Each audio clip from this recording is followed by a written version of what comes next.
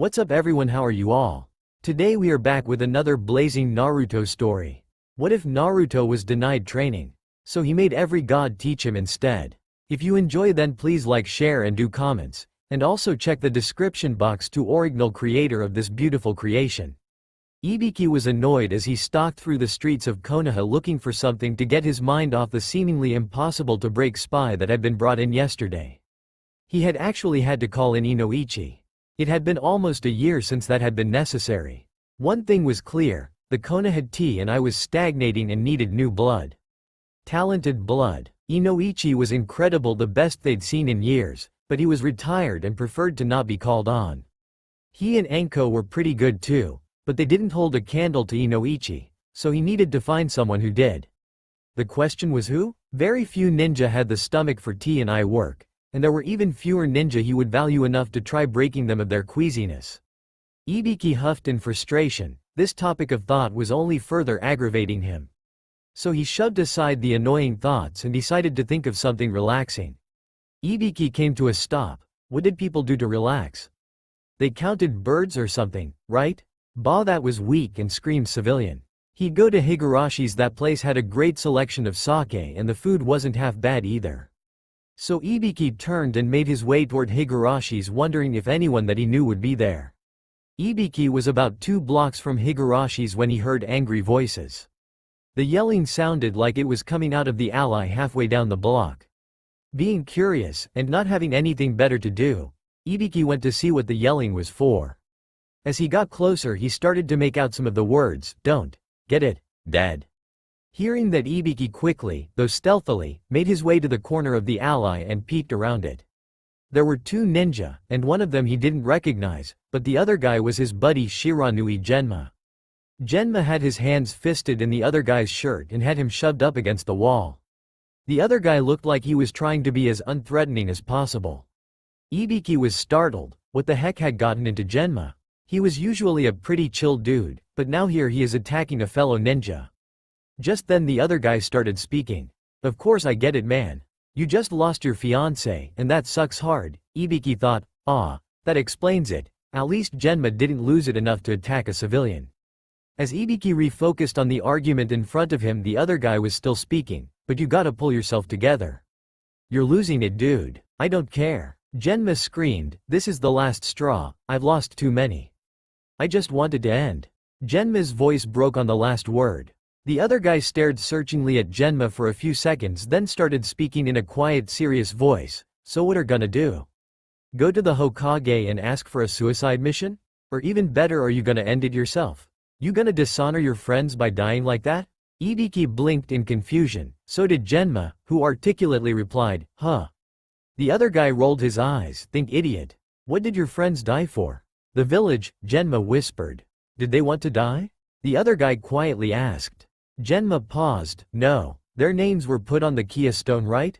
Genma looked confused again. "Yeah? So if you go to the Hokage and ask for a suicide mission, who will you be dying for? If you die in battle, where will your name be placed? And if you die now by your own choice when your friends didn't want to, what will you be saying about their sacrifices? Do you really deserve to have your name on the Kia stone with those who have died for their village, when you took the mission so you could just die?" Genma was crying now and in a broken voice replied, "Then I'll do it myself." The other guy looked sad as he responded, "Don't you think your friends would be so much happier if you moved on and lived instead of giving up and dying?" The other guy got a small sad smile on his face. "Besides, maybe your friends want to live vicariously through you. They can't really do that if you're dead now, can they?" The smile disappeared to be replaced by a very serious look. "Seriously, Genma. I know it hurts, but don't give up. If you can't live for yourself right now, live for your friends, dead and alive. Don't make them go through what you're going through right now. Keep living, and eventually you'll be happy to be alive." Genma released the steadily decreasing hold he had on the other guy and collapsed to his knees sobbing. "You're right," he whispered brokenly. "I'll live for them, at least until I can live for myself." "Good," the other guy said firmly, "and if you need to talk, call, I'll listen." The other guy was on his knees now, giving Genma a comforting hug. Genma took several minutes to cry it all out, and then smiled. It wasn't a very good smile, but it was a smile all the same. "Thanks, Kiroi. Yellow. This talk helped a lot." Genma's sigh turned into a yawn. and the newly named Kiroi smiled. "You look beat, man. Go home and take a nap, and remember, call if you need me." Genma smiled. "I will." Then Genma disappeared in a shushin. Ibiki was impressed this Kiroi person managed to talk down a suicidal ninja, and that was no easy feat. Too bad his talent seemed to be in healing minds instead of breaking them, and I could have used him. Ibiki was about to continue on his way to Higarashi's when he noticed that Kiroi was acting strangely. He was checking the area very carefully as if he was worried he'd be caught. Ibiki was about to go ask the guy what he was doing when Kiroi put his hands in the ram seal and whispered "Kai," and disappeared in a puff of smoke. When the smoke cleared, in the place of Kiroi stood a blonde-haired child that had blue eyes and strange whisker-like marks on his cheeks. With a start, Ibiki realized he knew who this kid was. It was the Kyuubi container. Ibiki was stunned. This kid had a natural ability to read people and respond accordingly. Sure, his talent was more toward healing minds than breaking them, but he was young and that could be worked with. There was also the fact that Genma had grabbed Kiroi around the neck without his hand going through like it would on a normal henge. Ibiki got a feral grin on his face. That alone would have broken weaker prisoners. This kid was perfect for infiltration and information gathering. In Ibiki's excitement, only one thought went through his head as he watched the Kyuubi container walk away: fresh blood. Ibiki was pleased. After researching the Kyuubi container, he had found out a great deal. His name was Uzumaki Naruto, and the best news was he was in his last year at the academy. Ibiki was already plotting on how he could get Hokage-sama to agree to Naruto being his apprentice in the art of torture and interrogation. One concerning fact was that the poor kid had already failed the graduation exam 3 times, so it was possible he was a dunce in most ninja areas. If he was, it would mean more work for Ibiki to get him into his unit, but the kid was good at reading people. And Ibiki needed new underlings, talented new underlings. Ibiki needed Naruto, and he would get him, no matter how challenging. However, on the hope that he could make things easier for himself by helping Naruto pass the graduation exam, he was on his way to talk to the kid's sensei to find out about his overall ability and what the graduation exam was like now. Ibiki was pulled out of his thoughts by the bright, perky voice of the school secretary. "Can I help you, Jonin-san?" Ibiki wanted to cringe. How did such a perky person ever become a ninja?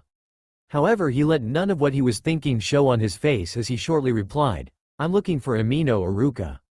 The secretary's smile dimmed a bit at his abrupt manner, but it was soon back to full cringe-worthy perkiness as she answered, "All right, it's a little late in the day for teachers to still be here, but if Iruka-san is here, he'll be in his classroom." The secretary paused as if expecting Ibiki to know where Iruka's classroom was. When all Ibiki did was raise an eyebrow, she hesitantly continued, "Room 325. When Ibiki still didn't leave, she started to explain as you would to a slow child. "You go down this hall to the stairs. Then you climb up 3 sets of stairs. After that you look for a door on the left side of the hall with the number 325 above it. That's where Iruka-san might be." Ibiki really hoped this dim-witted secretary someday did something to tick Hokage-sama off. He would enjoy toying with her. As it was, she was a fellow ninja, and therefore safe from him. So, he just turned and headed for Amino-san's classroom. If Amino was as dim as the secretary, he would have words with the schooling committee. When Ibiki made it to room 325, he was happy to hear voices coming from within. When he got to the door, he saw 2 people. One was a sensei with brown hair in a spiky ponytail and a scar over his nose. This was probably Iruka. The other was a child with black hair who strangely enough also had his hair in a spiky ponytail, and was slouched as if he was bored with the world. Iruka seemed to be on a rant. "Why don't you take this seriously, Shikamaru? You've slept through almost every lecture this week. Your grades could hardly get worse, especially with you just barely passing every test. Then today you decide to skip the first half of class even after I made it very clear that today was going to be heavily covered in this unit's test. Where were you that could have possibly been so important to risk failing a test you can hardly afford to fail?" Shikamaru still looked as bored as he had when the lecture started, but Ibiki noticed that his eyes were sharp and calculative. What he said though surprised both Iruka and Ibiki. "I was following Naruto."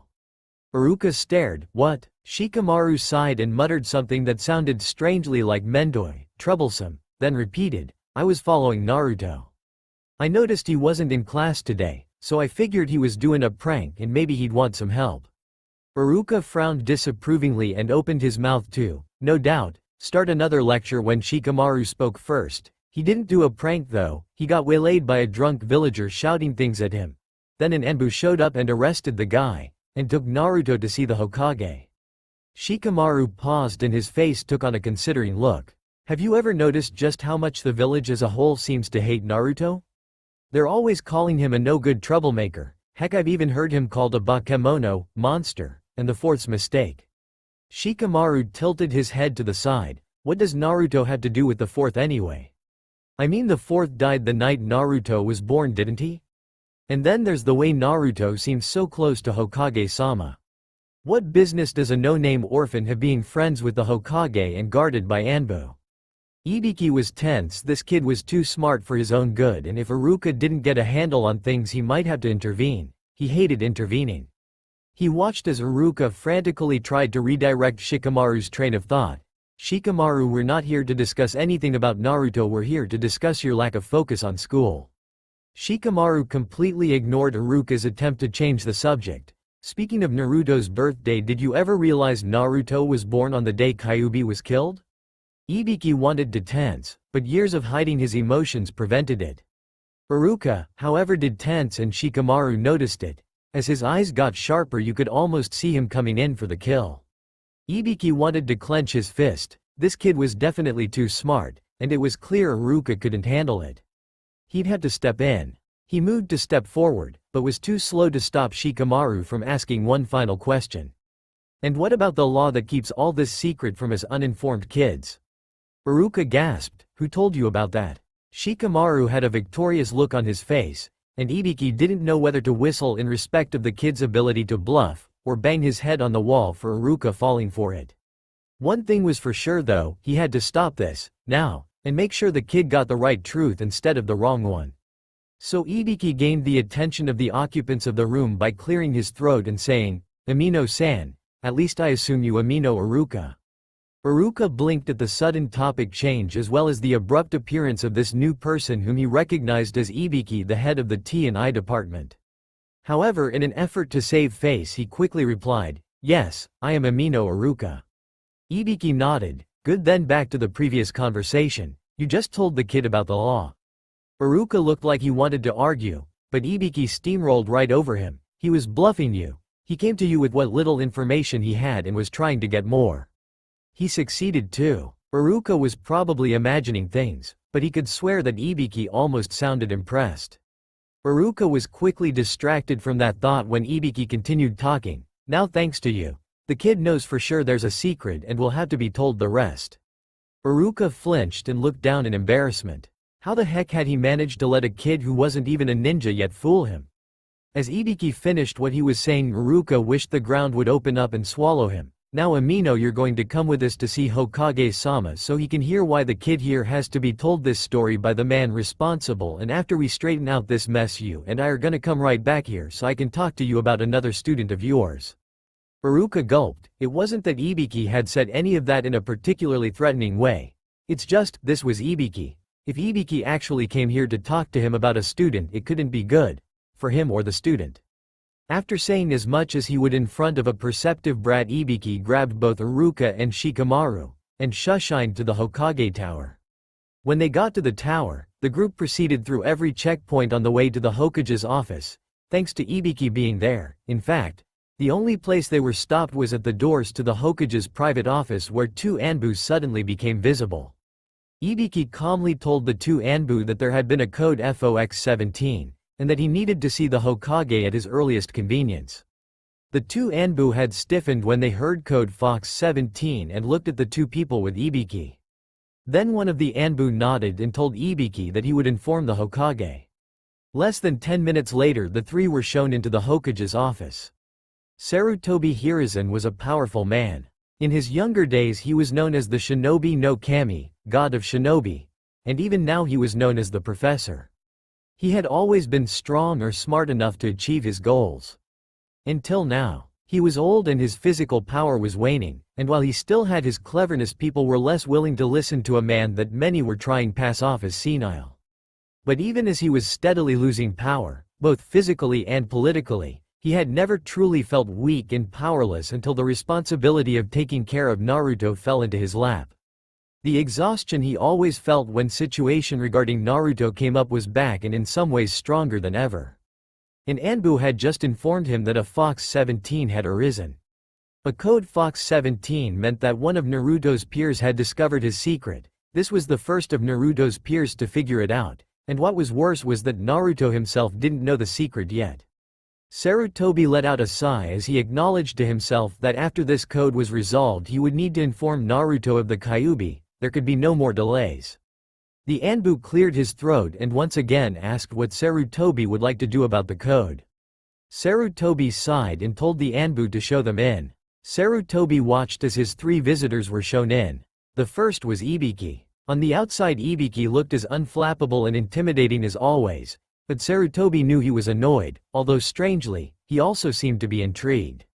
Sarutobi hid a smile as he pitied the poor soul who had gotten Ibiki's interest. The next to come through the door was Iruka. Poor Iruka looked stunned, abashed, and a little afraid. The last to come in was Nara Shikamaru. He walked as if the whole world was boring him, but there was a sharpness in his eyes that belied his lazy posture. Sarutobi resisted the urge to shake his head. Of course Shikamaru would be the one to figure it out, he was a Nara after all. The professor watched as the 3 formed a row in front of him, then he sat up straighter and got down to business. Ibiki, report. Ibiki frowned at being singled out for this report, but still to obey his leader he stepped forward and replied, I was on my way to speak to Amino Iruka about current academy curriculum. Upon arriving at Amino-san's classroom I overheard a conversation between Amino-san and Nara-chan. At his new nickname, Shikamaru gave Ibiki a glare that would have melted ice. Ignoring the kid, Ibiki continued on. During the course of the conversation Nara-chan brought up observations he had about Uzumaki Naruto and his ties to the Kyuubi. While stating these facts Nara-chan was able to bluff Amino-san into confessing the existence of the law that has to do with Naruto. After finishing his formal report Ibiki relaxed a bit and continued in a more casual voice. Seeing how remarkably far Nara-chan came on his own, and also the fact that he now knows there is a secret, I thought it would be better to tell him the whole truth now instead of him bumbling around and discovering a potentially harmful half-truth later. Having finished speaking Ibiki stepped back into the row. Sarutobi was surprised. Ibiki was rarely impressed by anything, so Shikamaru must be quite the talented bluffer. But why on earth would Ibiki want to meet with Iruka about current school curriculum? The professor nodded in acknowledgement of Ibiki's report, then turned his attention to the others in the room. Iruka, Shikamaru-kun, do either of you have anything to add to Ibiki's report? Iruka looked down in embarrassment. Hokage-sama, please forgive me. I shouldn't have allowed myself to get tricked into giving up such important information. Sarutobi gave Iruka a stern glare. You are correct, Iruka, and you will need to go through training to resist torture and mind games. Ibiki will be your teacher. At this Ibiki scowled. With all due respect, Hokage-sama, couldn't you find someone else to teach the idiot? I've already got a lot on my plate. Sarutobi's eyes took on a dangerously mischievous look. I'm sorry Ibiki, but this incident has made me aware of just how good our students are at gathering information. Therefore it will be required from now on that all academy teachers be taught how to resist torture and mind games. At Ibiki's horrified look the professor continued. Do not worry Ibiki, you will only be required to teach Iruka. Iruka, however, will teach the rest of the teachers what he learns from you, so teach him well. Besides, you should be happy Ibiki, it looks like you'll have new talented faces in your department in a few years' time. Poor Iruka looked like he was about to faint from fright, but just gulped and with his head bowed promised himself he would not fail, no matter what Ibiki did to him. Meanwhile Ibiki was thinking about what Hokage-sama had said about new faces in T&I in a few years' time. Ibiki inwardly smirked. If he had his way he'd see new faces in there in a few months' time. Sarutobi brought all attention back to himself by clearing his throat. Now, Shikamaru, you've obviously figured out some of what is going on with Naruto. So, why don't you tell me what you know and I'll correct your misconceptions as well as filling in the blanks. Shikamaru shifted to a more alert stance. From what I've observed Naruto is tied to the Kyuubi in some way, and there's a law to keep people from finding out. But from watching the way the older generations treat Naruto I'm guessing the law is only to keep the secret from my generation and down. I also have come to the conclusion that based on his closeness to you, and his physical similarities to the fourth, Naruto is in some way related to either you, or the fourth. That's it. The third was amazed and worried. Shikamaru had done very well, but he couldn't be allowed to know how close he had come to figuring out Naruto's heritage. You are correct in some of your assumptions. First, Naruto is connected to the Kyuubi. The Kyuubi is a construct of chakra that has gained the ability to think. Because of its unique construction, it, along with all the Biju, is impossible to kill. The best we can do is seal it away. However, no inanimate object would be able to hold the power of the Kyuubi. Something that already has a chakra network must be used. Sarutobi knew this was a lie, but the less people who knew about that particular secret the better. Understanding dawned on Shikamaru's face, but then he frowned and thought, why Naruto? Why not put it into an adult who would put the power to good use, and be able to handle the stigma, or even a deer, or some other animal? Sarutobi frowned. Unfortunately, due to the toxic nature of Kyuubi's chakra, only a newborn child would be able to adapt to it rather than immediately dying. Also, when a child is used to seal a Biju, they're called a Jinchuriki.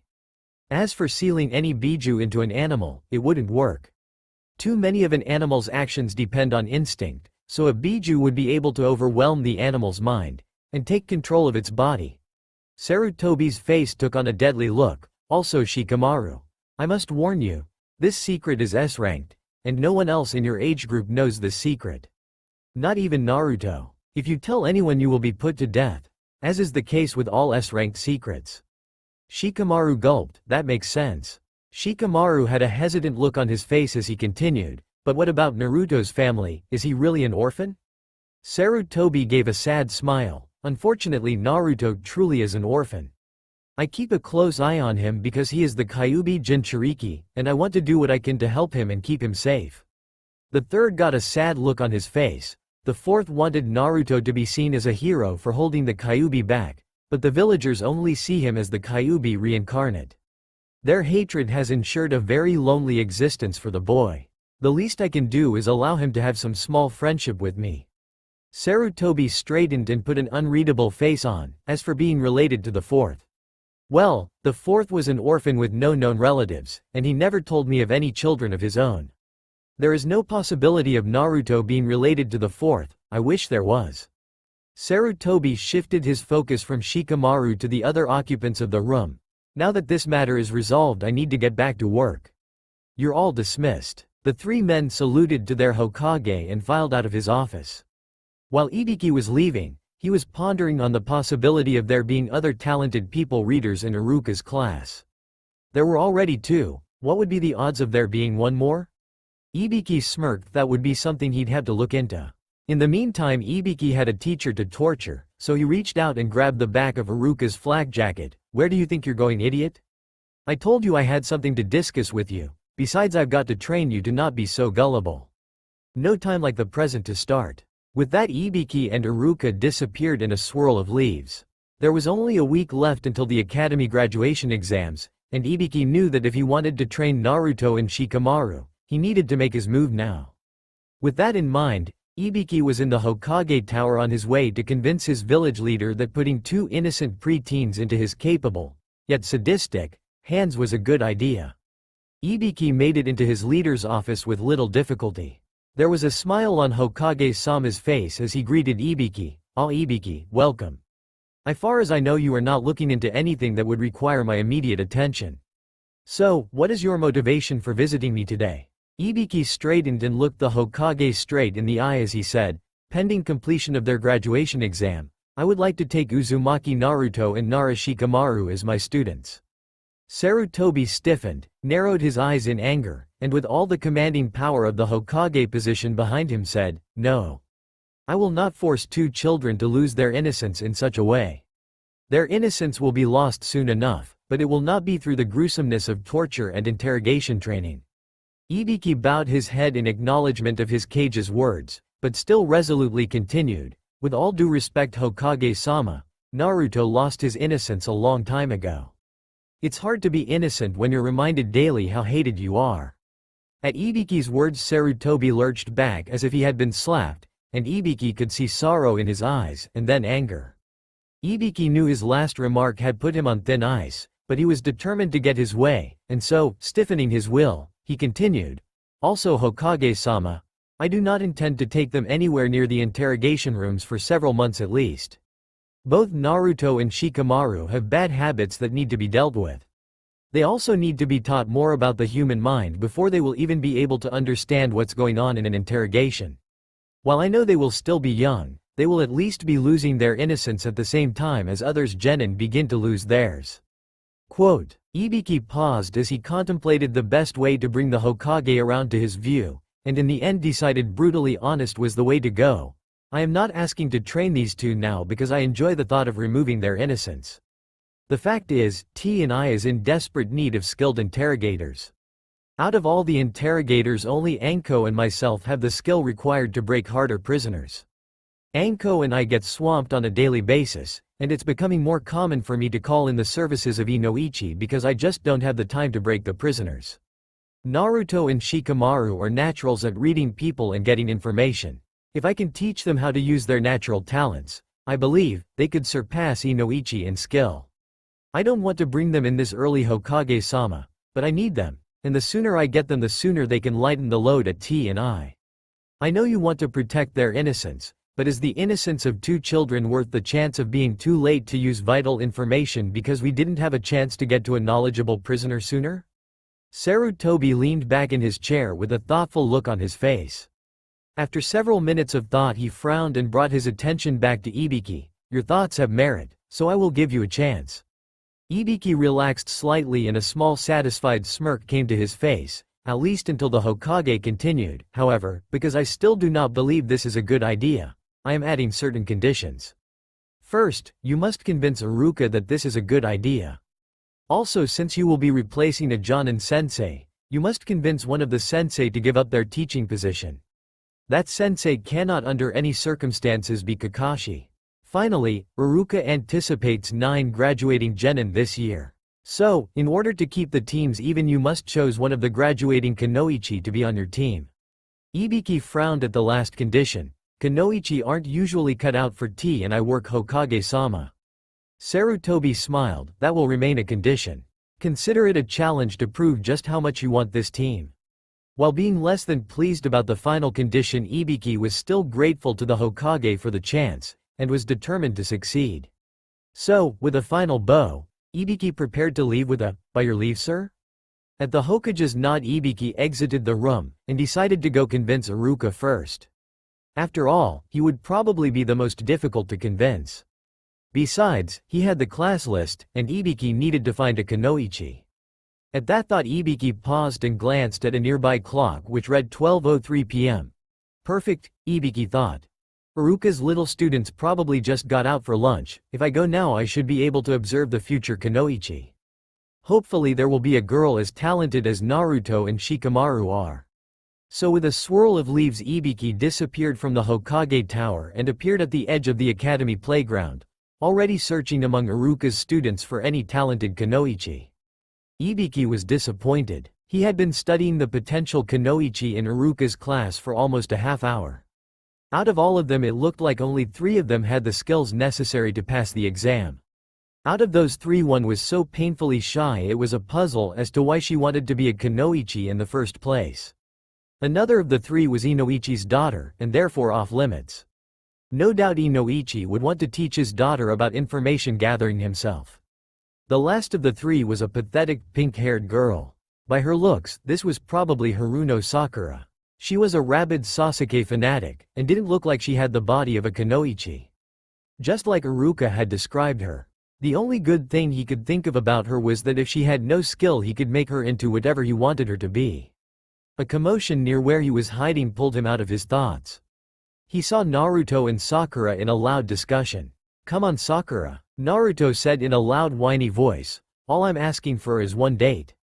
Ibiki frowned. Naruto had a lot of potential at reading people. He couldn't be dense enough to see Sakura as anything worth chasing. Unless there was more to Sakura than he had seen in the last half hour. Sakura gave a frustrated yell and hit Naruto on the head, hard. Naruto. How many times have I told to stop bothering me? If you keep following me around I'll have no chance at Sasuke-kun.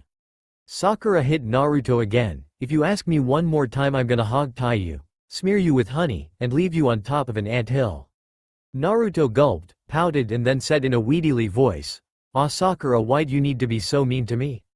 Sakura didn't answer, just gave, humph, and walked away from a pouting Naruto. Ibiki, after watching the entire fight, had a feral grin on his face. Iruka hadn't mentioned Sakura's temper. Sakura was pathetic, and would need a lot of work. However, she seemed to have some potential for torture. During her anthill threat he had seen the slightest hint of Anko. If Sakura could end up anything like Anko, she'd be one heck of an interrogator. With a smirk, Ibiki went to tell Iruka he was coming by for a discussion after class. After all, he had his team hand-picked. Now it was time to make sure he got it. Iruka was having a good day. He had survived Ibiki's lessons with only minor mental scarring, and now after learning all Ibiki had to teach him, with any luck he wouldn't have to see Ibiki for a very long time. Iruka gave a yelp and spun around to see Ibiki was behind him, and at that moment decided luck was a sadist. Ibiki WH. What can I do for you? Iruka inwardly winced. He just stuttered in front of Ibiki. You never stuttered in front of Ibiki. It was like asking Ibiki to mess with your head and hurt you. Iruka was surprised when Ibiki ignored the open invitation he had given for pain and instead stated, "Iruka, I have something I need to talk to you about. When can I come by?" Iruka was wary. This had to be a trap of some kind. However, after taking a minute to try and find the trap and not succeeding, he reluctantly replied, "I'm free today after classes. So, around 15:30 I could meet with you." Ibiki nodded. "Good. I'll see you at 15:30 then." With that, Ibiki disappeared in a shushin while Iruka watched. For the rest of the school day Iruka was jumpy. So jumpy, in fact, that even his students expressed concern. Iruka kept wishing time would freeze so he wouldn't have to face Ibiki, but it seemed time was a sadist too. Because instead of time going slower it seemed to go faster than ever, and before he realized it, it was 15:30 and Iruka could see Ibiki darkening his door. As soon as Iruka saw Ibiki he jumped to his feet. "Ibiki. Come in and have a seat." Ibiki looked around the room at the multiple desks with chairs connected and then turned his gaze to Iruka's chair, which happened to be the only chair that wasn't connected to a desk. Ibiki turned his eyes back to Iruka and raised a single eyebrow. Iruka, realizing his mistake, blushed and in a sheepish voice said, "We can go to the teacher's lounge, there are plenty of chairs in there, and there's also more privacy." Ibiki nodded. "Lead the way, and be sure to bring your current team placement sheet." Iruka paused in confusion. "Why would you need the team placement sheet?" Ibiki frowned. "I'll explain that when we're both comfortable, and have a bit more privacy." Although still confused, Iruka nodded and led Ibiki to the teacher's lounge. Once there they took seats across from each other and Ibiki gestured toward the team placement sheet, and with a non-verbal motion asked for it. Iruka was beginning to feel more and more edgy, but still handed the team placement sheet to Ibiki. After about 5 minutes in which Ibiki studied the paper, and Iruka tried not to fidget, Ibiki placed the paper down and said, "You've done a good job with team placement. However, I would like to ask your opinion on an idea for a fresh genin team that came to me." Iruka nodded and motioned for Ibiki to continue. "I would like to suggest that Uzumaki Naruto, Nara Shikamaru, and Haruno Sakura be placed on a specialized team together. Their team would specialize in information gathering, and their Jonin sensei would be me." Iruka jumped up with an incredulous look on his face. "Are you nuts? You want to take 12-year-olds and teach them how to use torture?" Ibiki frowned and narrowed his eyes. "I said their team would specialize in information gathering. While torture is a tool used for gathering information, it is hardly the only one. I would teach this team all the tools, and I will postpone teaching them how to use torture for as long as possible." During Ibiki's speech, Iruka had slowly sunk back into his chair. Now once again fully seated, he still had an extremely distrusting look on his face. "You're Ibiki the sadist, you specialize in torture. Why on earth would I hand innocent kids over to you?" "While it's true I specialize in torture," Ibiki said, "it is by no means my only skill. As for why you should hand these 3 over to me, it's because I can help them." Iruka snorted, but Ibiki ignored him and continued, "Due to his tenet, Naruto is strongly disliked, and while I don't think his sensei would intentionally hold back Naruto, He might hold Naruto back without realizing he's doing it. You may not know this, Iruka, but when Naruto was growing up he had an Anbu guarding him at all times. While some of the Anbu who watched him still aren't too fond of him. Most of the Anbu who watched him grew very attached to him. Several of those same Anbu who already like Naruto owe me favors. I wouldn't mind calling in some of those favors to ensure Naruto gets properly trained. Iruka looked thoughtful. Alright, it might be an advantage for Naruto, but what about the other two? Ibiki leaned forward and put his elbows on his knees. Sakura is aggressive and has anger management problems that tend to bleed over into violence. Iruka opened his mouth to argue but froze, when Ibiki raised his hand in a stopping motion. You may not want to acknowledge it, Iruka, but it's true. While observing your class, one noticed several times when Sakura hit someone for slight infractions. Ibiki gave a small amused smile. When Iruka saw the smile he shuddered. I even saw Sakura come up with a very creative torture technique for Naruto when he asked her on a date. If Sakura's violent tendencies aren't stopped or redirected, then she could end up facing charges of treason for attacking a comrade out of a sparring match. I can give Sakura a useful outlet for her violence, so she won't end up in that situation. Iruka's face was pale and he looked very distressed. In a quiet voice he asked, and, what about Shikamaru? Ibiki leaned back. Right now you have Asuma as Shikamaru's sensei, and while Asuma is one of our best jonin, he is also very lazy. From what I've observed, Shikamaru is brilliant, but also a sloth.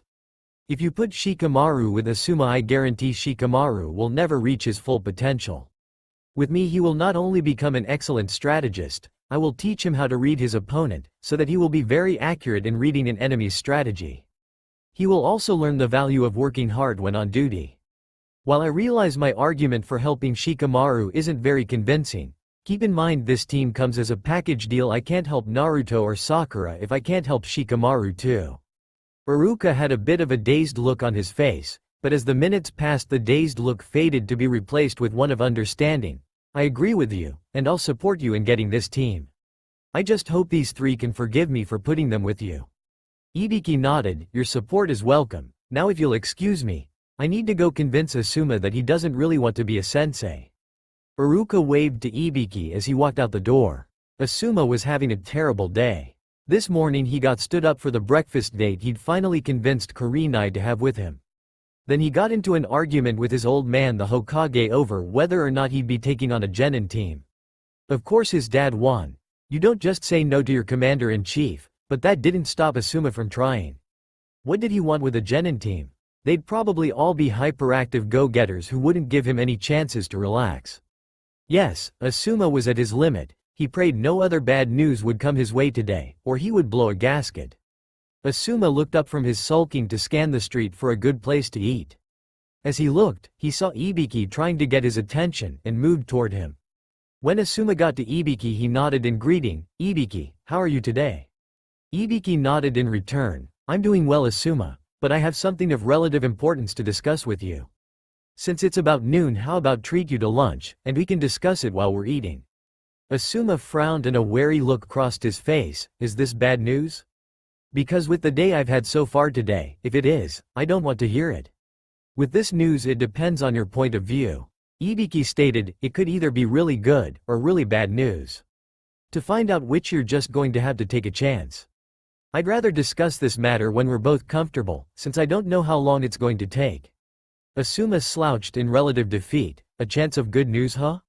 I suppose I'll take what I can get. At least I get a free meal out of it.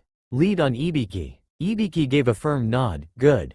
Let's head to the Akamichi's barbecue place. There's good food there and a fair amount of privacy. Asuma gave a small smile and nod at hearing where they were going to eat. Then he followed Ibiki to fill his stomach, and start what would hopefully be a better second half to this awful day. Asuma smiled at the mouthwatering smell of the freshly cooked barbecue, and closed his eyes at the savory melt-in-your-mouth taste of the meat. He was brought out of his culinary heaven by the sound of Ibiki clearing his throat. When Asuma turned his attention back to Ibiki he saw that Ibiki had one eyebrow raised, and an entertained look on his face. Well, a look that was as close to entertained as Ibiki got. Asuma sent an embarrassed grin Ibiki's way. So, what did you want to talk to me about, Ibiki? Ibiki's amused look dropped. I heard you were made a Jonin-sensei. What do you think of that? Asuma glowered. I hate it. This little assignment is being forced on me by Dad. It's almost enough to send me back to the 12 Ninja Guardians. Although he didn't show it, Ibiki was surprised. To date, the worst experience in Asuma's life, at least as far as Ibiki knew, took place in the Ninja Guardians.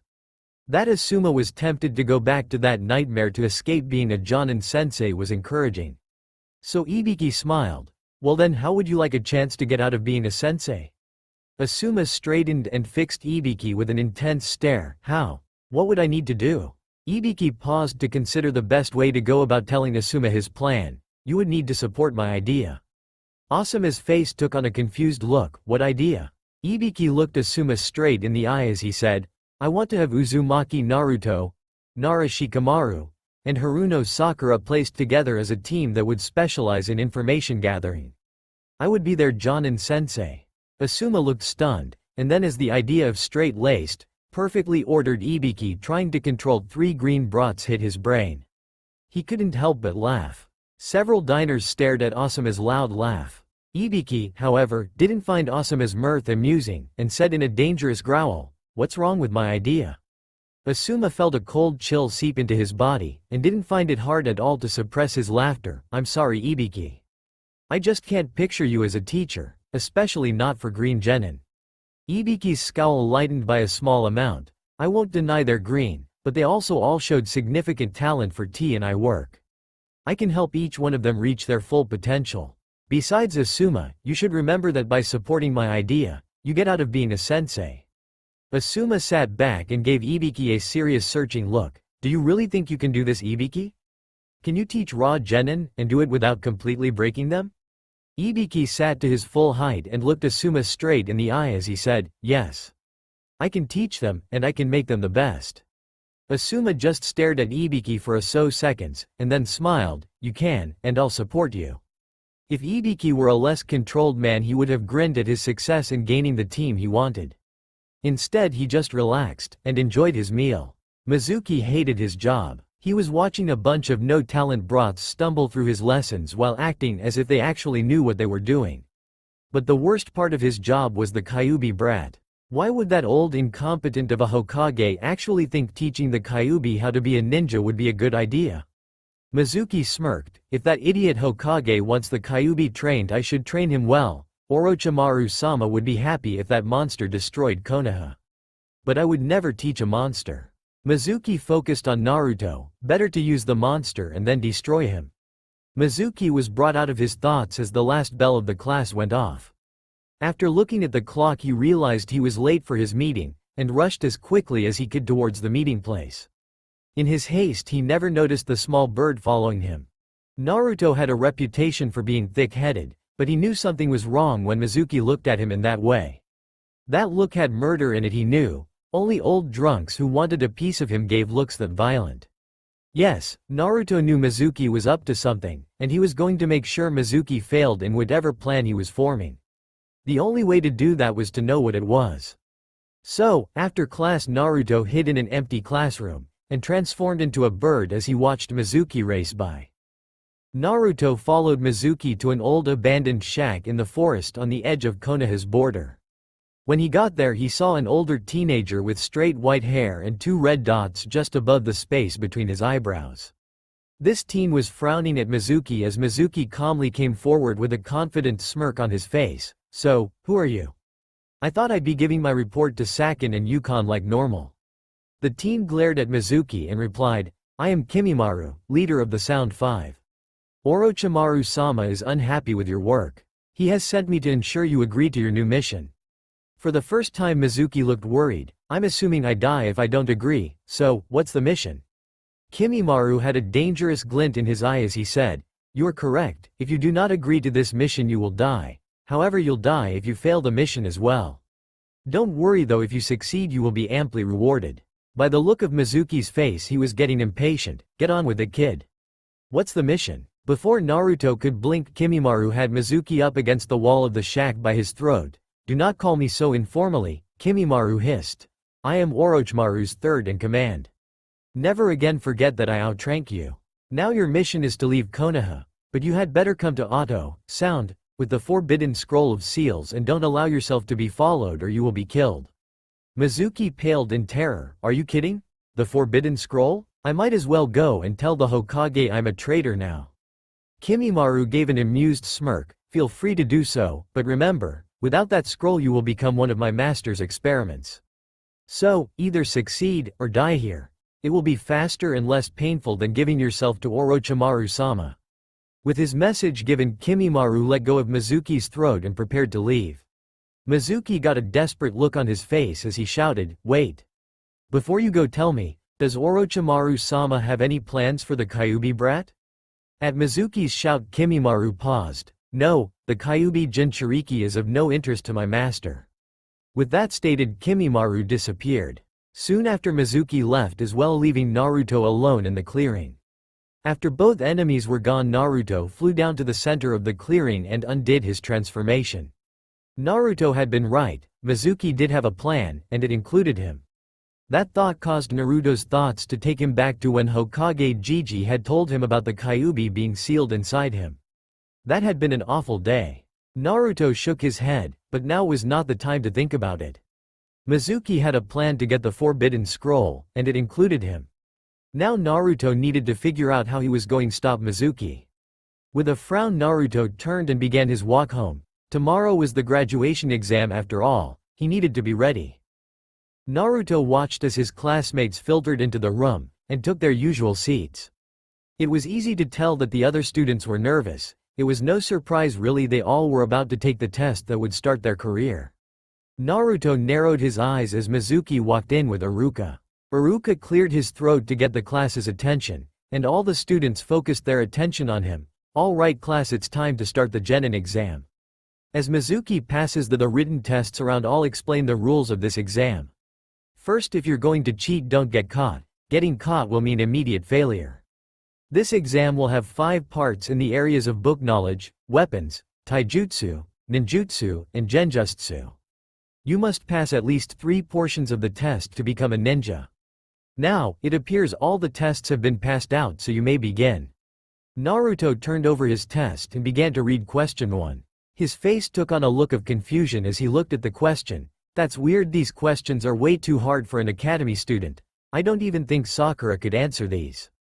Naruto looked to the front of the classroom at Mizuki to see that Mizuki had a smirk on his face. "Mizuki must have switched out my test, but why? He's an arrogant jerk who always teaches me wrong, but he's never given me a harder test. I wonder if this has anything to do with Mizuki's plan to steal the scroll."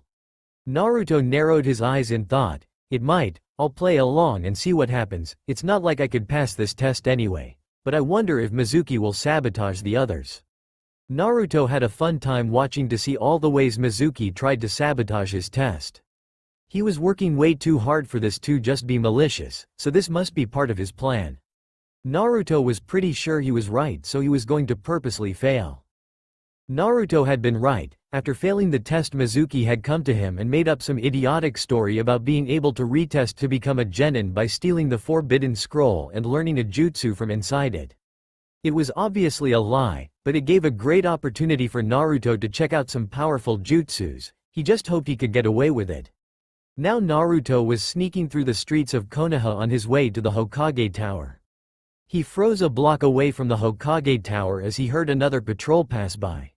Wow, a block away from the Hokage Tower and already there were heavier patrols. There was no way he would be able to make it to the tower as he was.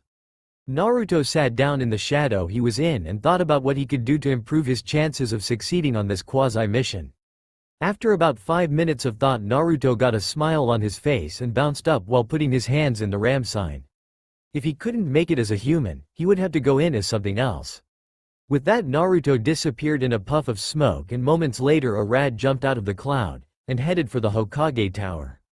Naruto was amazed at how easy it had been to make it into the Hokage's personal office. He must have passed at least a dozen guards, but none of them paid any attention to him as a rat. Now he was trying to find the entrance to the old man's private library, and he had to say, the old man did a god job of hiding it. Unfortunately for the old man, Naruto had seen him open it before. Now he just needed to remember how. If he remembered right, The switch for the door was in the top drawer under a false bottom and an Icha book. Yep, that's where it was. Ha, he had just proved his awesomeness. As Naruto pushed the button, one of the shelves swung inward, and, with a grin, Naruto sauntered into his Gigi's private library.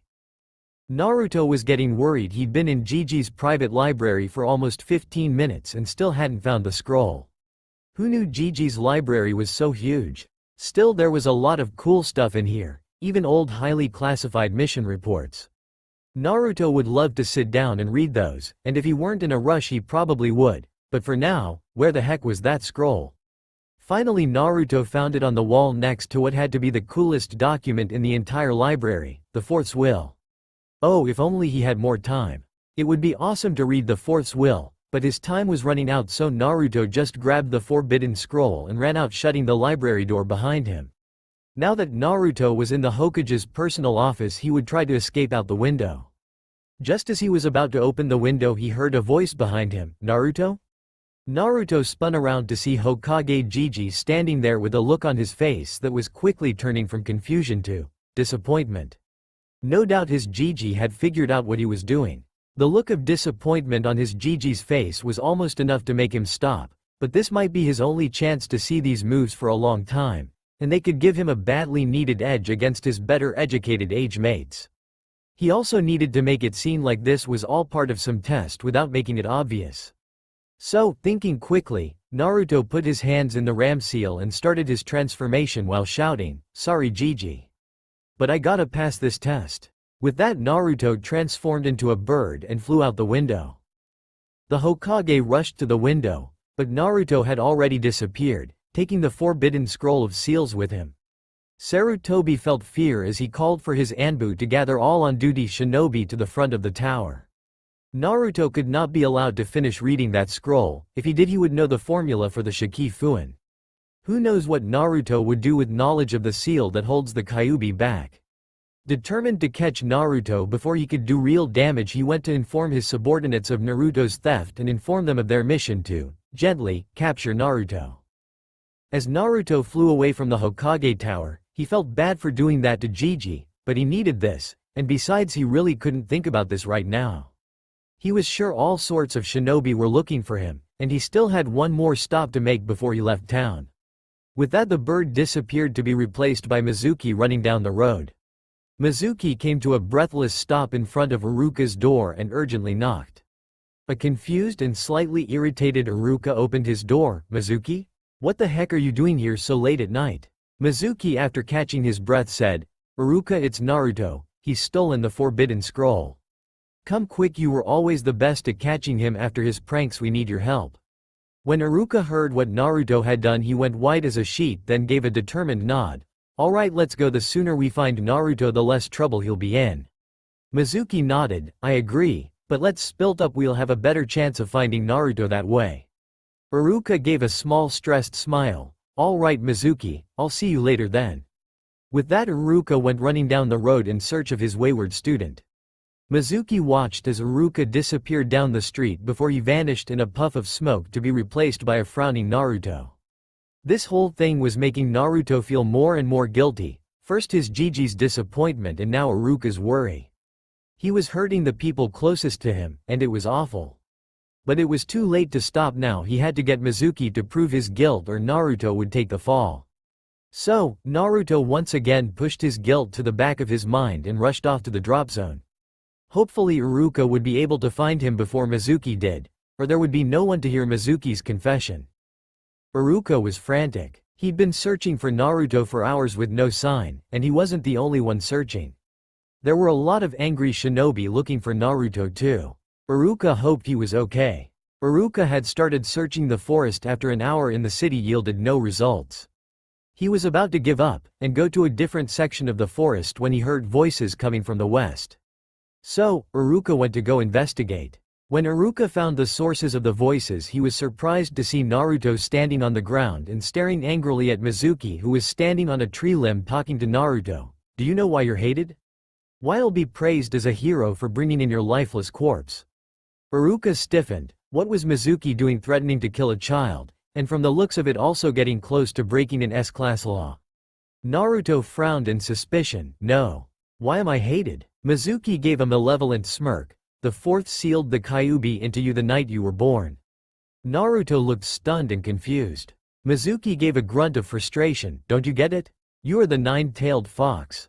Iruka was shocked and angry that Mizuki would say such a thing to Naruto. He was about to step in, but froze at Naruto's next words. Is that why you lied to me and tricked me into stealing the forbidden scroll under the guise of some test?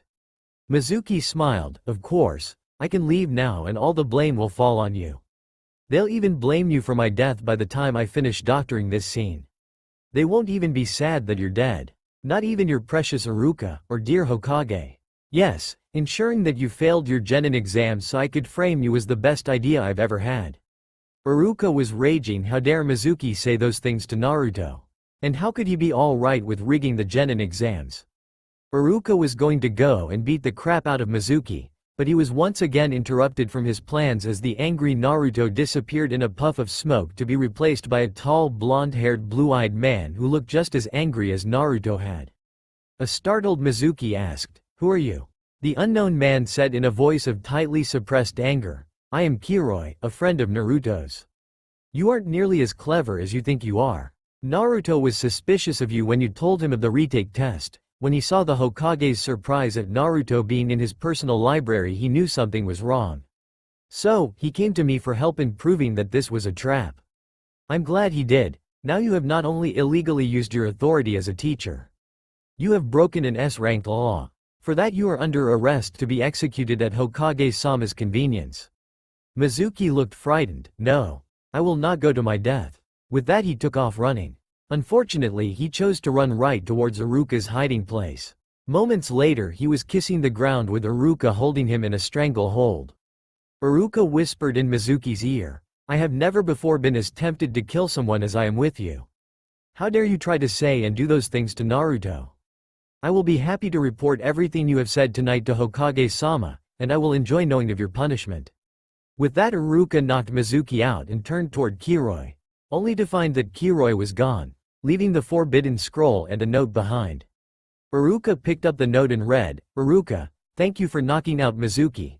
I would appreciate it if you would take Mizuki Anbu's T and I and the scroll to Hokage-sama, as well as telling Hokage-sama what happened here tonight, and ensuring restitution for Naruto. I realize this is a lot to ask of you, but I would appreciate it. I would do all of this myself, but I think I should get back to Naruto to keep him safe until this all dies down." Iruka blinked and reread the note, then looked over to Mizuki and at the very large forbidden scroll, and then sighed. He was going to have fun getting this all back to Konoha. Ah well, the sooner he started the sooner he'd get done. So Iruka began his arduous walk back to Konoha with the forbidden scroll and Mizuki in tow. Naruto confidently sauntered into class on the day of team placements with a scratched up, slightly dinged Hite 8 forehead protector sitting on his forehead. He went and sat down next to the jerk Sasuke. Naruto was happy to be there for team placements, and was grateful that Gigi had let him become a genin. He still remembered how surprised he'd been when Iruka-sensei showed up at his door. Flashback. It was the day after Naruto had stolen the forbidden scroll, and stopped Mizuki's treachery. Naruto had been on an emotional high ever since he managed to outsmart Mizuki. But now as he was coming out of the joy of his success he realized he'd miscalculated on something. Yeah, he'd beaten Mizuki, and had even learned a wicked awesome jutsu, but he'd still failed the genin exam. So, even though he'd been amazing, he was still an academy student. Dang it, Naruto was brought out of his angry brooding by a knock on his door. He was tempted not to answer, after all it couldn't be anything good, and he wanted to brood some more. Naruto's thoughts froze and he paled as he realized what he had just thought. He wanted to brood some more? Oh heck no, he was not going to be like Sasuke. Gee yuck, gross. As whoever was outside Naruto's door knocked again, Naruto looked at the door like it would be his salvation. After all, he can't brood like Sasuke if he's not alone. With thought, Naruto rushed to the door and threw it open, revealing the surprised face of Iruka. Naruto's face brightened to see the person he secretly saw as his Ni-san, older brotherish, but not related by blood, Iruka-sensei. "What are you doing here?" Iruka gave a sly grin. "Wow, if you had to ask why I'd show up at your door I must not visit enough." Do I really need an excuse to visit my favorite student? Naruto gave a cheeky grin. Hey, I'm your favorite student? I thought teachers were supposed to like all their students the same, and of course you can visit whenever you want, Iruka-sensei. Iruka's grin grew into a warm, genuine smile. You're right, Naruto, teachers are supposed to be impartial, but only until their students graduate. Naruto looked confused. But I didn't graduate. Naruto's face suddenly took on a look of understanding and then it fell in disappointment. I get it. I'm the only one in my class who didn't graduate, and so you're not being impartial cause you can't be. I'm your only student. Iruka winced at how sad and dejected Naruto looked, but he knew his news would cheer Naruto up. Now how should he tell Naruto? Iruka smiled as he got an idea. Naruto, can you close your eyes for a sec? I've got a surprise for you. Naruto was pulled out his sad mood as he looked up at Iruka with curiosity shining in his eyes. When he saw Iruka's caring smile, he nodded and closed his eyes. While his eyes were closed, he could feel Iruka messing around with something near his head. This made Naruto all the more curious, and he couldn't wait until Iruka let him open his eyes so he could see what his surprise was. Finally, Naruto heard Iruka say he could open his eyes. As he opened them, he was shocked to see that Iruka's Hite-8 was missing, and then he became aware of an unfamiliar weight on his own forehead. He quickly reached up to feel what was there and was amazed to find Iruka-sensei's Hite-8 there. Naruto looked at Iruka with wide eyes. I don't understand. Why did you give this to me when I didn't graduate? Iruka's smile grew bigger. Sandaime-sama was impressed by the amount of ability you showed when sneaking into the tower, and even escaping him when he caught you. So when Hokage-sama found out Mizuki rigged your test, he decided to discount those results, and let you become a genin because of the ability you'd shown while doing Mizuki's false test. Iruka's face took on a look of nervousness as he pulled out a new unmarred Hite-8. This Hite-8 is the one I was supposed to give to you, but I'm so proud of you, Naruto. I would be honored if you would continue to wear the one I did give you, which is my own. Naruto felt like crying for happiness, but quickly dashed the few tears away, and then hugged Iruka with a shout of, Iruka-sensei. Naruto pulled back enough to see Iruka's face and said, thank you. I love this forehead protector, and I'm never taking it off. End flashback. Naruto had a smile on his face as he relived the memory, but he was soon brought out of his happy moment by the unholy shrieking of two Sasuke fangirls, namely, Ino and Sakura. As he looked over to see what the two young ladies, were doing, he saw that they were having a cat fight and flinging insults at each other, all while being stuck in the classroom's doorframe. It looked like they were trying to get through the doorframe at the same time, and it looked ridiculous. Finally, Sakura managed to push past Ino into the room and started crowing about how she'd won, at least until Ino got in her face. That started in another even more intense catfight. Naruto was distracted from the catfight by Kiba talking to him. Hey, what are you doing here, Dabo, complete idiot? This class is for genin only. Naruto glared at Kiba and pointed to his Hite-8. You blind, Kiba? I'm a ninja too. Kiba snorted. You expect that old scratched up Hite-8 to be proof that you graduated? It's obvious you just fished that out of the trash or something. Naruto's glare became glacial. I earned this Hite-8, and Iruka-sensei gave it to me as proof that I earned it. Besides, no good ninja would leave a Hite-8 lying around for spies to steal and use. Kiba glared at being outsmarted by the idiot, and was about to retort when a new voice joined the conversation. Mendoi, troublesome, leave Naruto alone, Kiba. He wouldn't be here if he hadn't earned it. Both Naruto and Kiba looked to see that Shikamaru was the one who interrupted. Kiba gave Shikamaru an annoyed glare and then scoffed. This talk is a waste of my time anyway. After saying that, strolled off. Meanwhile, Naruto just gave Shikamaru a confused look. Shikamaru didn't say anything. He just looked Naruto in the eye, and Naruto was surprised to find respect there. As a look of disbelief made its way onto Naruto's face, Shikamaru just gave Naruto a respectful nod and then went off to find a comfortable seat to take a nap in. Naruto just sat in his seat with a dazed look on his face. No one had ever looked at him with respect before, and it was weird. A good weird, but still weird. Naruto wasn't quite sure what he should feel about apparently gaining Shikamaru's respect. Why would Shikamaru respect him anyway?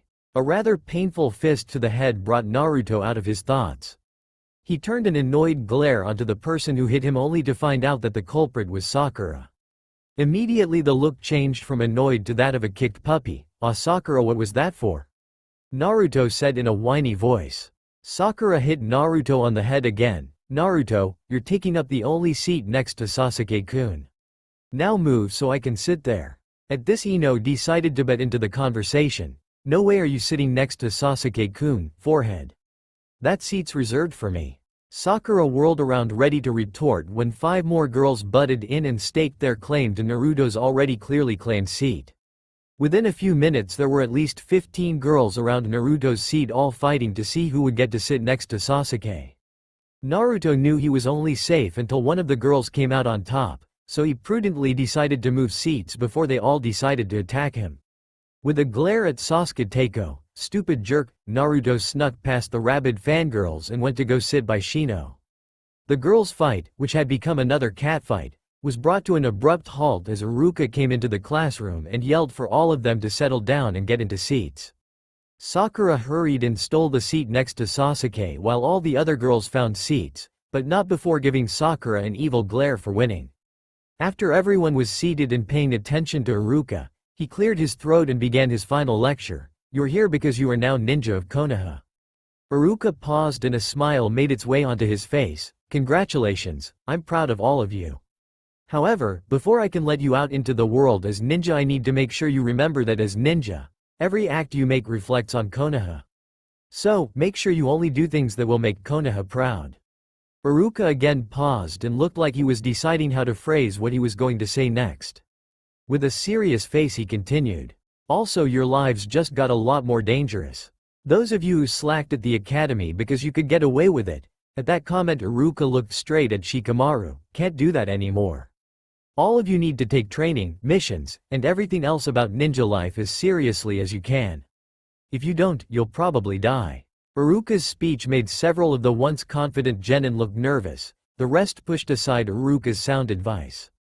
Iruka looked at his students and was disappointed that so few seemed to hear him, but still continued. "Now for team placements." Iruka quickly went through teams 1 through 6. Team 7 will be Akamichi Choji, Uchiha Sasuke and Yamanaka Ino.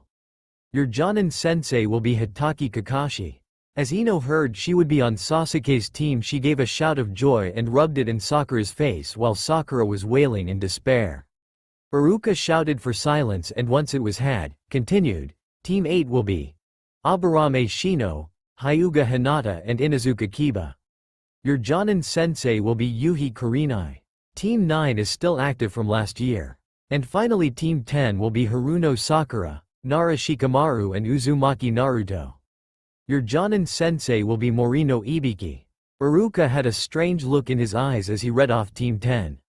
Not that most of Team 10 noticed, Shikamaru did. Then he slumped over mumbling Mendoi. He knew this Ibiki person was in a high-level position by how easily they had gotten in to see the Hokage, and, based on how scared Iruka-sensei had been of him, and how scared he still seemed to be, Ibiki was probably not a very nice person either.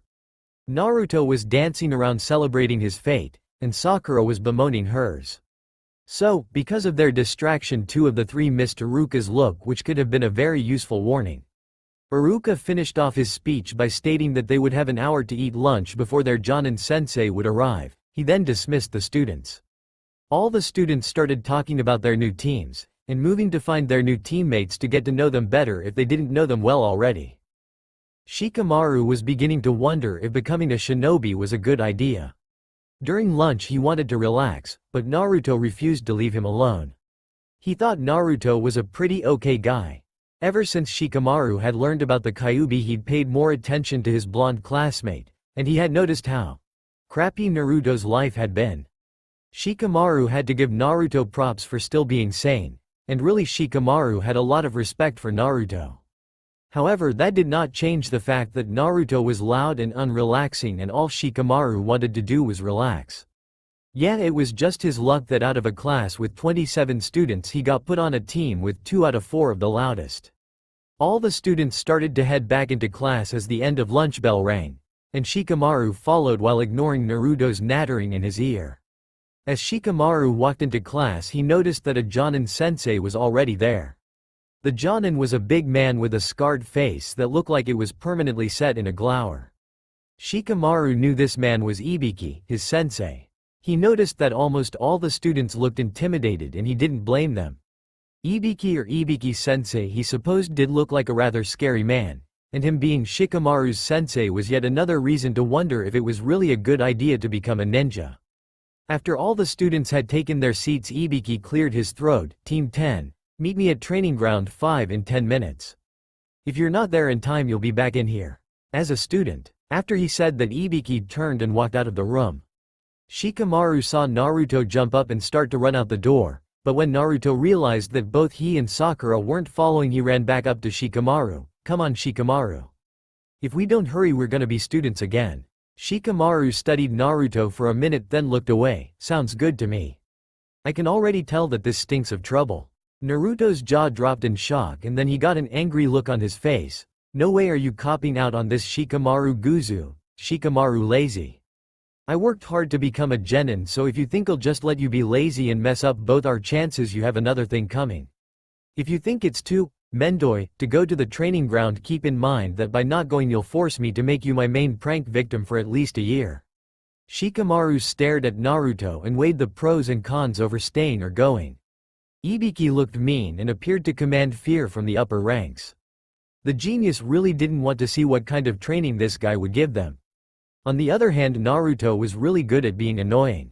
If Shikamaru didn't go now, he probably wouldn't have any peace for the next year. Ibiki would be better. So with his mind made up, Shikamaru nodded to Naruto and made to stand. Then he and Naruto made their way over to Sakura, where Naruto once again started the conversation. Come on Sakura. If we don't hurry we'll all fail. Sakura gave Naruto an angry look. No. I'm not abandoning Sasuke-kun. Shikamaru really wanted to bang his head on something after hearing Sakura's comment. Why? Oh, why did he have to be put on a team with a loud annoying fangirl? But Sakura-chan, if you don't stay at Kunoichi that won't impress Sasuke Busaiku. Sasuke pretty ugly. And if we don't hurry all three of us will stay students. Sakura glared at Naruto and bonked him on the head. Don't call Sasuke-kun ugly. After Sakura had said that, she marched toward the door, but before she got there she turned around and shouted, let's go, if we don't hurry we won't make it in time, and there's no way I'm ever gonna be a student again. With that, all three genin hurried toward training ground 5 and their new sensei. The new team 10 got to training ground 5 with only a minute to spare. Ibiki watched the three genin come to a stop and noticed that both Shikamaru and Sakura were out of breath, while Naruto seemed to have just come from a relaxing stroll. Ibiki frowned at witnessing Shikamaru and Sakura's level of physical fitness. They were obviously not in the proper shape to be ninja, and that would have to be fixed. As Team 10 got their breathing under control, Ibiki started to speak. Listen up genin. You were handpicked by me to be part of an experimental team. Your team will focus on information gathering. You were each chosen for your perceived skill in this area. However, to make sure the right selection was made, you will be given a test. If you fail the test you will be sent back to the academy for another year. Ibiki paused and watched the three genin's responses to his threat. Sakura looked scared, Naruto determined, and Shikamaru, unsurprisingly, looked bored. Ibiki continued, normally a new team would have introductions, but I'm not wasting my time with that crap. After 4 years of being in the same class you three should know each other. If you don't you can make the introductions on your own time. Ibiki watched as Sakura hesitantly raised her hand. Do you think you're still in the academy, girl? For now at least you're a genin, so act like it. If you have a question ask it. Don't raise your hand like a kid. It was easy to see how intimidated Sakura was, but, in a shaky voice, she still asked her question. W. We know each other Ibiki-sensei. But how will we know anything about you if you don't tell us? Ibiki gave Sakura a disappointed glare. Your team was formed for the purpose of gathering information. If you want knowledge find it as a team. My job is to teach you how to do that, but I'm not going to make it easy. Everything you learn about me will be through your own skill. You know my name, and that's a key piece of knowledge that will make finding out more about me easy. All three genin looked intimidated and disheartened, although only Sakura's emotions were obvious. Ibiki frowned at Sakura's expression, and filed it away as another weakness to work on. Now, Ibiki said, if you're done asking stupid questions, I'll explain your mission to you. I will only explain this once, and I will not tolerate any interruptions. If you interrupt me, that will be the end of the debriefing, even if you don't have all the information. So shut up and listen carefully. As part of a Genin's graduation requirements, they are required to go through a test by their Jonin sensei. If they fail, they will be sent back to the academy. Each Jonin chooses their own test to ensure that the Genin they're getting have the qualities the Jonin wants them to have. One Jonin sensei by the name of Hitaki Kakashi always gives the same test. This test includes retrieving something. Your mission is to find out what Hitaki Kakashi's test requires you to retrieve, and then retrieve it. You must do this without Hitaki finding out who you are. If he does, you fail. I will admit that this test is harder than most new Genin tests, so I'll give you 2 hints. First, you'll only succeed in this test if you do it as a team. Second, Hitaki Kakashi has a tendency towards tardiness and might not have picked up his team yet. If you hurry, you might be able to find him there, and find out more info. I will meet you in this training ground tomorrow at 2000 hours. To either pass, or fail you. That is all, Genin. Get to work. After giving the mission description, Ibiki disappeared in a gust of wind and leaves. When the leaves had settled and Ibiki seemed to be gone, Naruto jumped to his feet and shouted, "Come on guys. We need to hurry and find Kakashi and pass the test." Sakura also rose to her feet and made sure she had no dirt on her. However, Sakura noticed that Shikamaru was still on the ground. "What are you doing, Shikamaru? We need to hurry or we're not going to pass this test." Shikamaru looked between Naruto and Sakura, then sighed, "Mendoi. If we just run over there with no plan, we're definitely going to fail." Both Naruto and Sakura gave Shikamaru quizzical looks, but it was Naruto who spoke. "Huh? What do you mean, Shikamaru?" Shikamaru was tempted to sigh again. "Our target is a Jonin and we're not allowed to reveal who we are. If we just go as ourselves, the Jonin will definitely catch us and we'll fail. Unless you guys think your stealth skills can beat a Jonin's detection skills." Sakura was nervously biting her lip as she thought about what Shikamaru just said. Naruto on the other hand just looked confused as he asked, "Why are you so worried? Being undetected by Jonin is easy." Sakura snorted and hit Naruto on the head, "Like you even know Naruto. Jonin are better than Genin, it's why they're Jonin. So, don't even try to pretend you can get past one." Naruto rubbed his head and pouted at Sakura, "Of course I can get past them. I do it all the time. Did you have to hit me, Sakura?" Sakura matched Naruto's pout with glare. "Stop lying, Naruto, or I'll hit you again. There's no way you could evade a Jonin. I know you get caught by Iruka-sensei all the time, and he's just a Chunin." Naruto looked hurt, then angry as he took a forceful step towards Sakura. "I've gotten by Anbu, believe it. The only reason Iruka-sensei catches me is because I like him, and catching me makes him look good." Sakura opened her mouth to continue the argument when Shikamaru butted in. "Have you ever tricked Kakashi before, Naruto?" It took a moment for Naruto's thoughts to catch up with his ears, but after that moment he replied, "Yeah, I've even gotten Kakashi to treat me to lunch." Sakura snorted and Naruto glared at her. "I have." Shikamaru interrupted the start of another pointless argument. "Good, then you go and wait for Kakashi. Find out anything you can about his test, and then come back here, Sakura, and I will be waiting. By the way, even though I believe you, remember not to get caught. After you get what info you can, we'll set up a strategy for retrieving the test object." Naruto gave a serious nod and then headed off to the academy to learn what he could. As he headed out of the training ground, he could hear Sakura yelling at Shikamaru. He hoped his 2 teammates didn't kill each other while he was gone.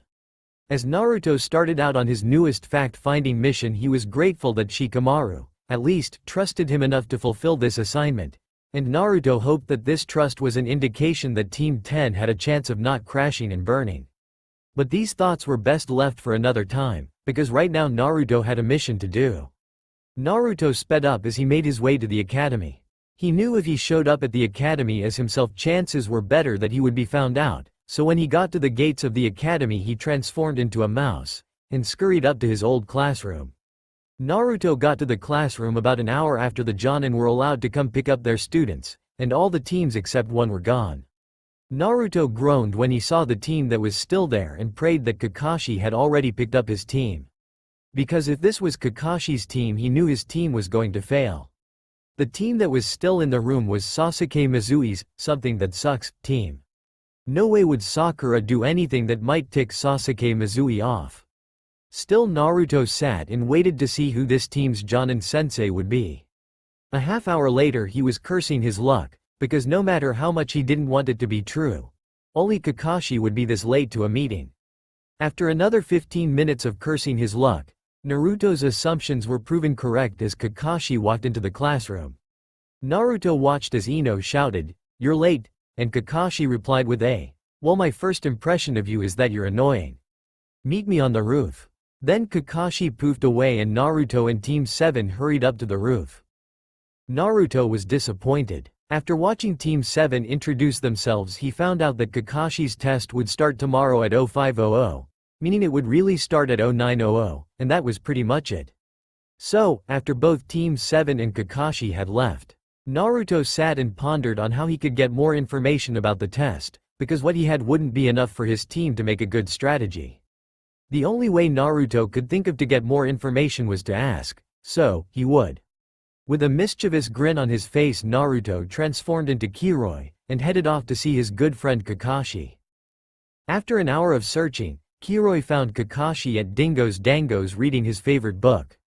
So, after ordering himself a plate of dango, the disguised Naruto went and sat down by Kakashi. "Hora, hey.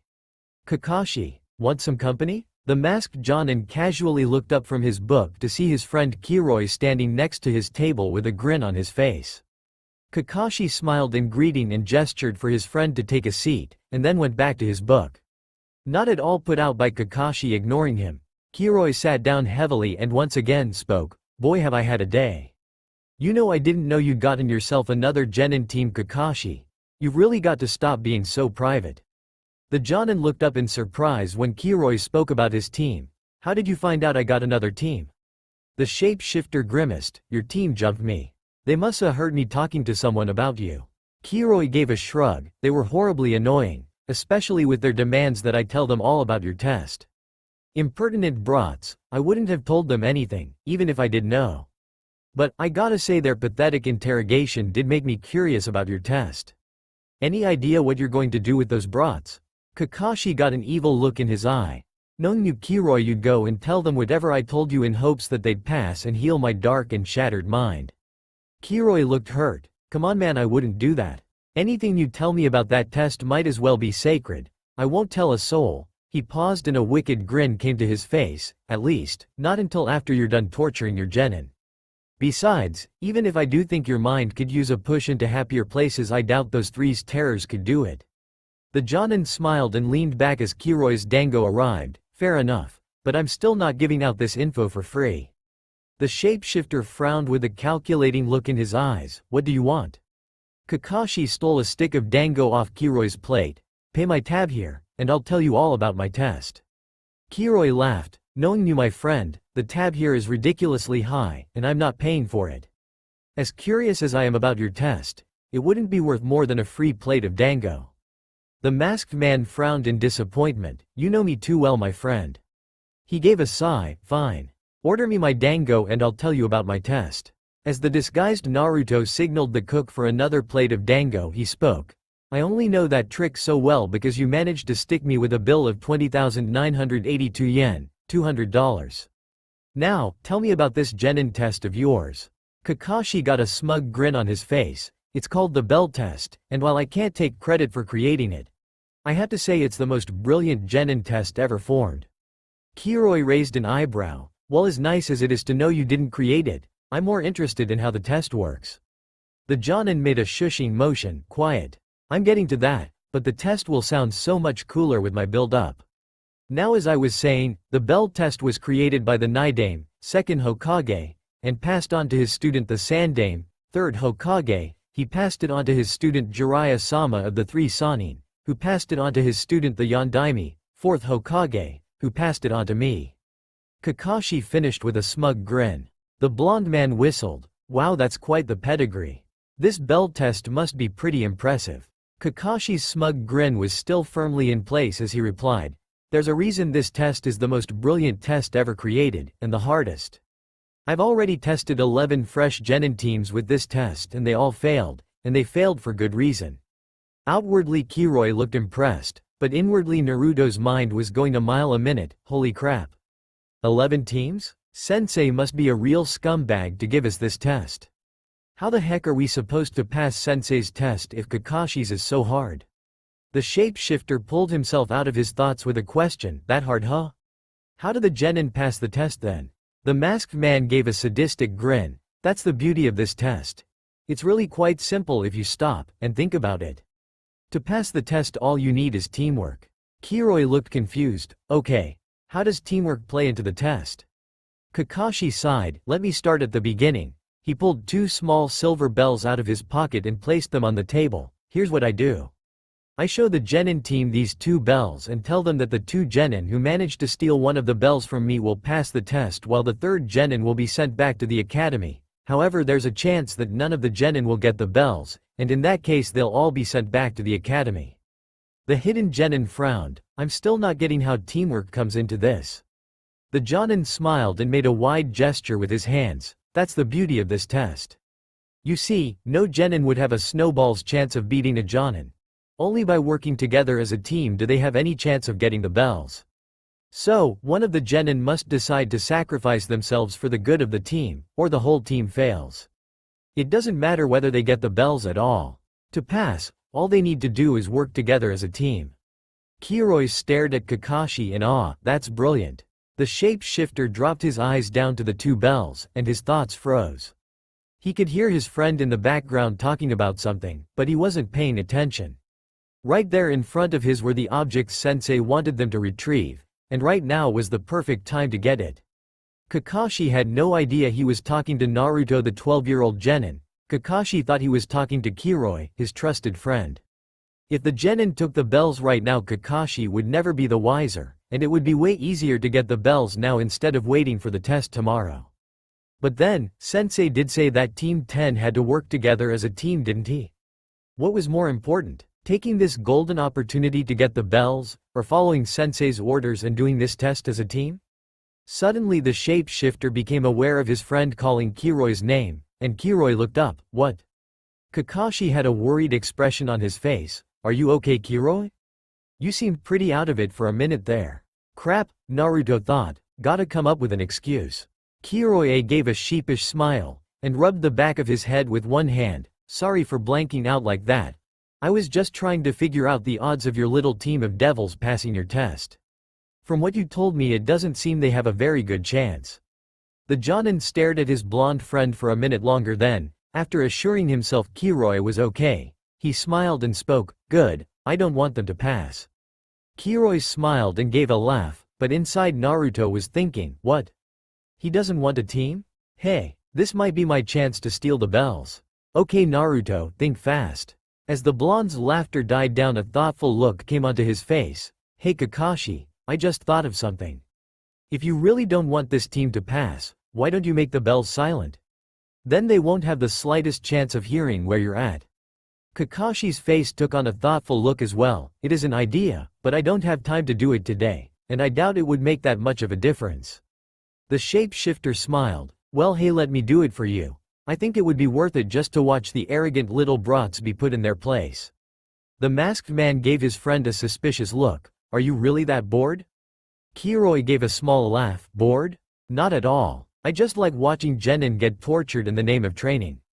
Kakashi was still looking at Kiroi. No you don't, you have a soft spot for anything that breathes. The blonde man got a hurt look on his face. That's a little exaggerated, but fine. If it were any other set of kids, I feel sorry for them. But these kids really annoyed me when they tried to hit me up for information. I think I would have fun watching them be put in their place. So I'll make the bells into funnily shaped balls if you will let me watch the humiliation. The jonin still looked a little wary, but after staring at Kiroi for a good minute he smiled, and held the bells out to him. Deal. The test starts tomorrow at 0800, so get them to me by then, and then you can stick around and watch. The shapeshifter smiled and took the bells with only one thought going through his head, success. Sakura couldn't believe how stupid Shikamaru was being. What was the big idea of sending the dead last out to get information from a jonin? It was stupid, and if she failed and lost her chance at Sasuke-kun because of her idiotic teammates, heads were gonna roll. Where was that idiot Naruto anyway? He'd been gone for almost 3 hours. If Sakura had to bet, she'd say the idiot got caught, and that was what was taking so long. The girl glared at Shikamaru, who had fallen asleep about half an hour after Naruto Baka left. The violent teen was tempted to go and kick her lazy teammate awake, and get him to come help her hunt for the dead last.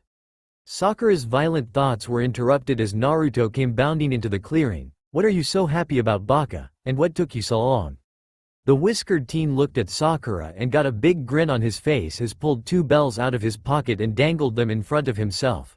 "I not only found out what Kakashi's test was, but I managed pass our test at the same time." The pink-haired girl looked at Naruto like he was an idiot. "What are you talking about, Naruto?" The blonde boy's grin grew bigger. The objective of Kakashi's test was to retrieve these two bells. "So, I retrieved them, and now we're all gonna pass Sensei's stupid test." Naruto's face took on a thoughtful look as he muttered, "Although Kakashi's gonna be pretty mad. Huh, I'd better avoid him for a while." "What?" Sakura shrieked. "Naruto, you liar. I bet you got caught by Kakashi-sensei and now you're trying to lie about it." Shikamaru, who had jerked awake at his female teammate's shriek, groaned and asked what was going on. At which point the whiskered teen excitedly told his lazy teammate of his success. Shikamaru sighed. "Sakura, Naruto is telling the truth. Good job, Naruto. How did you do it?"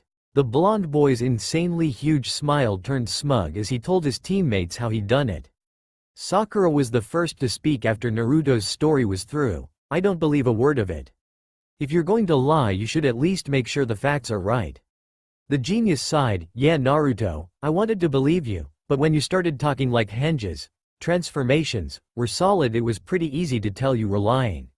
Naruto looked outraged and confused. In different circumstances it would have been a very funny face, but for now there were better things to think about. "I'm not lying." The blonde boy shouted, "I really did get these from Kakashi, and what do you mean, talking like henges are solid? What else would they be?" Sakura growled and whacked Naruto on the head. "You baka. Normal henges are just illusions. It takes a special henge for it to be solid, and those are really rare, so no way you know one. Didn't you pay any attention in the academy, idiot?" The whiskered teen looked really confused now. "What are you talking about? Henges are solid. What would be the use of an illusion henge?" Shikamaru had a thoughtful look on his face. "Naruto, would you henge into the guy you met Kakashi-sensei as?" Naruto still looked confused, but shrugged. "Sure." Naruto put his hands into the ram seal and focused his chakra, henge. With a puff of smoke the blonde boy disappeared and in his place a tall blonde man with startlingly blue eyes stood. Sakura couldn't help but drool at the very hot guy in front of her, at least until she remembered this guy was Naruto, then she shuddered. Sakura was mad that her idiotic teammate got that kind of reaction out of her, so she tried to hit Naruto on the head. Only instead of her hand going through the illusion like it should. The girl's hand was stopped by the very real muscle covering this guy's mid-chest. Sakura stumbled back in shock. "No way. You're solid. You really are a 6-foot-tall blonde guy. That's impossible. No one can do henges like that." Naruto's confusion only got worse. "It can't be impossible, Sakura, cause I'm doing a solid henge right now. Heck, I've been going around as Kiroi for years now, and no one else has freaked out about him being a solid henge. Because I'm sure that in all that time someone must have noticed Kiroi wasn't real and investigated where he came from, and that would have led them to me. If solid henges are such a big deal, how come they never tried to use me?" Shikamaru was a little wide-eyed as he spoke. "You've been going around as Kiroi for years? Wow, that's impressive." Sakura shouted and hit the lazy genius on the head. "How can you call that impressive? It's unnatural. Naruto must be some kind of freak." The Kyuubi container flinched back as if he had experienced a physical blow from his aggressive teammate's words. He hadn't expected her to make such a big deal out of his henge. He'd always thought his henges were normal, but if Sakura thought they were strange, they probably were. Naruto stiffened and started to feel really nervous as he disengaged his henge. If his henges weren't normal, then they probably had something to do with the fox. Great, now had another thing that would set him apart as a freak, and it was all thanks to the blasted fox. But how could he explain his henges without giving up his secret? Shikamaru also looked stunned at the girl's harsh words, but quickly came to his senses when he saw Naruto start to get nervous. These henges were probably caused by the Kyuubi, and Sakura doesn't know about that. He needed to cover for his blonde teammate. "Gee, Naruto, I didn't know you had a bloodline. Naruto looked confused and then relieved. You think this is a bloodline? Well, I didn't know either. I thought my henges were normal, but I guess if they really are unique it could be a bloodline. Sakura looked like she was trying to imitate a fish as she said, BBU, but that's impossible. The baka can't have a bloodline. The lazy boy turned towards the violent girl. Mendoi, why not Sakura? Sakura still looked shell-shocked, because everyone would know. People with bloodlines are respected and have known family names. Shikamaru sighed, Naruto's an orphan, and no one knows who his parents were. It's quite possible that one of Naruto's parents had a bloodline and passed it on to him. The shallow girl continued to stare at her surprising teammate in shock for another minute, then squealed. Wow, this is so amazing, wait till I tell everyone about this. I finally have a piece of gossip better than Ino's. Ha, take that Ino pig. Naruto looked baffled. Hadn't Sakura just said that only a freak would have abilities like his, and now she's saying these abilities are amazing, just because Shikamaru called them a bloodline? Then as the rest of the girl's words registered, the Kyuubi container started to really freak out. He couldn't let anyone find out about this. If the adults found out, they would no doubt call him an uncontrollable risk, or something, and scream for his death. Naruto was about to stop Sakura, and make sure she never told anyone, when the genius moved first. Shikamaru frowned and grabbed the girl before she could run off. You won't tell anyone about this, Sakura. It's not your secret to tell, and if you do I'll make sure you're ostracized by everyone in our group, and I'll do my best to make sure your family is ostracized too. Now Naruto looked stunned and Sakura looked scared. You wouldn't dare. The lazy boy was still frowning. I will do it if you don't keep your mouth shut. Naruto is our teammate. Therefore, I will do what is necessary to stick by his side, and I will make you do the same if I have to. Now, go home, don't tell anyone Naruto's secret, and meet us here tomorrow at 19:30 so we can show Sensei we passed his test. A thoroughly cowed Sakura just nodded and ran. After the girl was out of sight, Shikamaru turned to a still stunned Naruto. Why? The blonde boy asked. The genius looked straight into Naruto's eyes. I know about the Kyuubi. The whiskered teen looked scared, and so Shikamaru hurried to continue before Naruto ran away. Good job holding the Kyuubi back even when it must be so tempting to just release it to get revenge on all the small-minded people in this village. The Jinchuriki was shocked, and while Shikamaru didn't say it outright, Naruto knew the lazy boy was saying he respected him, and, if what Shikamaru had done to Sakura was any indication, was willing to defend him. Someone his own age knew his secret and didn't hate him. Was willing to protect him in fact. Naruto felt so happy, but then he had a moment of doubt. What if Shikamaru was just doing all because he felt obligated to? So, with a bit of suspicion in his eyes he spoke, You're not just pretending to like me, are you? Because I don't want you to be my friend if you're just pretending.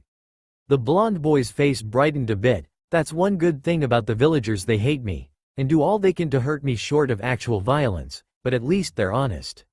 Shikamaru stared at Naruto, then snorted, it would be too troublesome to pretend to like someone. The Jinchuriki's smile could have lit up the sky on a moonless night, he was so happy. Shikamaru might not have come right out and said it, but Naruto knew that he finally had his first true friend. Omake. A sullen Kakashi stood in front of the memorial stone waiting for Kiroi to show up. The Jonin had told Kiroi to meet him at 0800. It was now 0900 and that thief still hadn't shown. Kakashi frowned. Now he'd have to go find new bells, as it was pretty obvious Kiroi had made off with his. With a sigh, Kakashi turned away from the memorial stone and started to head toward the shop where he had gotten his bells last time. Kakashi stared at the "Gone Fishing" sign on the front of the shop. What kind of merchant closed up shop to go fishing? The Jonin shook his head and started heading down Market Road while looking to see if any of the shops he was passing might sell bells. He passed Dernix's favorite shinobi store, but there was no way they sold bells there. So Kakashi continued on his way. An hour had passed and Kakashi was starting to get desperate. He'd gone into every shop he thought might sell bells. Kakashi even went into a toy store. He paused and shuddered at the memory. Distracted, Kakashi passed in front of a dress shop, and froze, backtracked until he was standing in front of the door and stared at the door with a thoughtful look on his face. He was hesitant to go into such a store, but he'd tried every other shop he could think of with no luck, and this shop might have bells. So with a defeated sigh, Kakashi went into the dress shop. Genma was trying to get relaxed after his last mission. The mission was supposed to be easy, but in missions there are always surprises, and this mission's surprise was a very deadly one. So, now that Genma was safely back in Konoha, he couldn't wait to get a hot meal and a good drink. He was on his way to Dingo's Dango's when he literally ran into Kakashi, coming out of a dress shop. Genma blinked and then looked at the store Kakashi has come out of to make sure he hadn't been seeing things before. On seeing that the store was indeed a dress shop, Genma turned surprised eyes to Kakashi. "Hey Kakashi? I really hope this isn't prying or anything, but why were you in a dress shop?" Kakashi looked at Genma then shrugged. "I was looking for bells." Genma's face took on a look of horror as he pictured what kind of outfit Kakashi could be looking for with bells from a women's dress shop. Genma suddenly wished he were back on his last mission. This was way more information than he'd ever wanted to know about his respected superior. Genma decided that for the sake of his sanity he'd better get away from Kakashi. So, with a hurried farewell to Kakashi, he took off towards Higarashi's. Forget the food, he'd skip right to the now very much needed drink. Kakashi watched as Genma hurried off down the road. While he'd admit he was a bit embarrassed to be seen coming out of a dress shop, it seemed Genma had really overreacted to the whole thing. Kakashi sighed. The embarrassment hadn't even meant anything because the dress shop was sold out of bells. Who would have thought bells would be so hard to come by in Konoha? Kakashi thought. Kakashi decided to do the bell test with something else since bells seemed to be unavailable and headed toward Dernix. If he had to use something besides bells, he might as well restock on his weapons. Dernix was a nice store. In fact, the majority of Konoha shinobi would say that going to Dernix made them happy. But Kakashi was not happy. In fact, he felt the strangest urge to cry. For in front of him of Dernix's new items display rack were bells that were just like his old ones. As Kakashi stared at the bells, only one thought went through his mind: what kind of shinobi would wear bells? Kakashi was going to kill Kiroya the next time he saw him, but for now he was setting a new record for how late he could be. So, after getting the bells, Kakashi hurried toward where his team was waiting for him. Sasuke was staring at the clouds and cursing fate for the loud little worm of a girl that had been placed on his team. Ino had been ranting for the past half hour about their tardy sensei, and Sasuke was extremely tempted to strangle her so that she would shut up. Sasuke was brought out of his thoughts by a swirl of leaves appearing in front of him and the other two genin.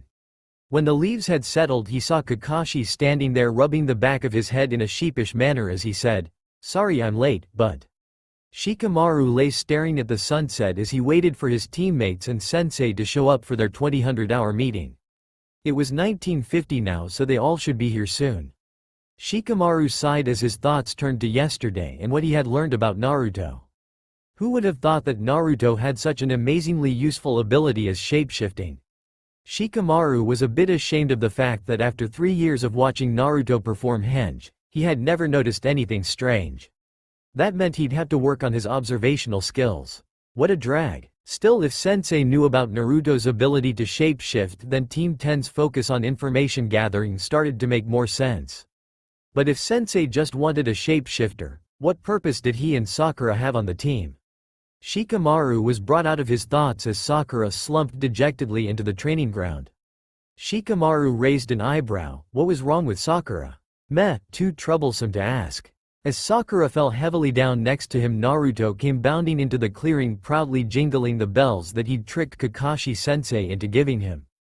After an unnecessarily loud greeting, Naruto plopped himself down in front of Shikamaru and Sakura. After a minute, Naruto noticed how dejected Sakura looked and asked, "Hey, why do you look so sad, Sakura-chan? You should be happy. We're about to become genin." Sakura wanted to hit Naruto, but just didn't have the energy for it. So, with a weak glare at Naruto, she decided to answer, "Sasuke-kun called me a pathetic, stupid fangirl." At remembering what Sasuke had said to her, Sakura's lips started to tremble and her eyes began to fill with tears. Shikamaru groaned, "Mendoi, you're not gonna cry, are you? Tears are mendokusai, stink of trouble." That set Sakura off and she started wailing. Naruto, seeing how distraught Sakura was, jumped to his feet with an angry look on his face. "Where is Sasuke Muko? Muko is similar to screw you. I'll rip him to shreds." Sakura's tears dried in record time as she jumped to her feet and whacked Naruto over the head. "You won't touch Sasuke-kun. He didn't mean what he said to me. He's just having a hard day. Naruto snorted and mockingly said, having a hard day? What the heck does that even mean? Sakura glared at Naruto. He did. I got up at 0530 so I could watch his test and I saw firsthand how awful his sensei is. That baka Kakashi sensei was 5 hours late and then gave some totally lame excuse about having to find a new test prop because his usual ones were stolen.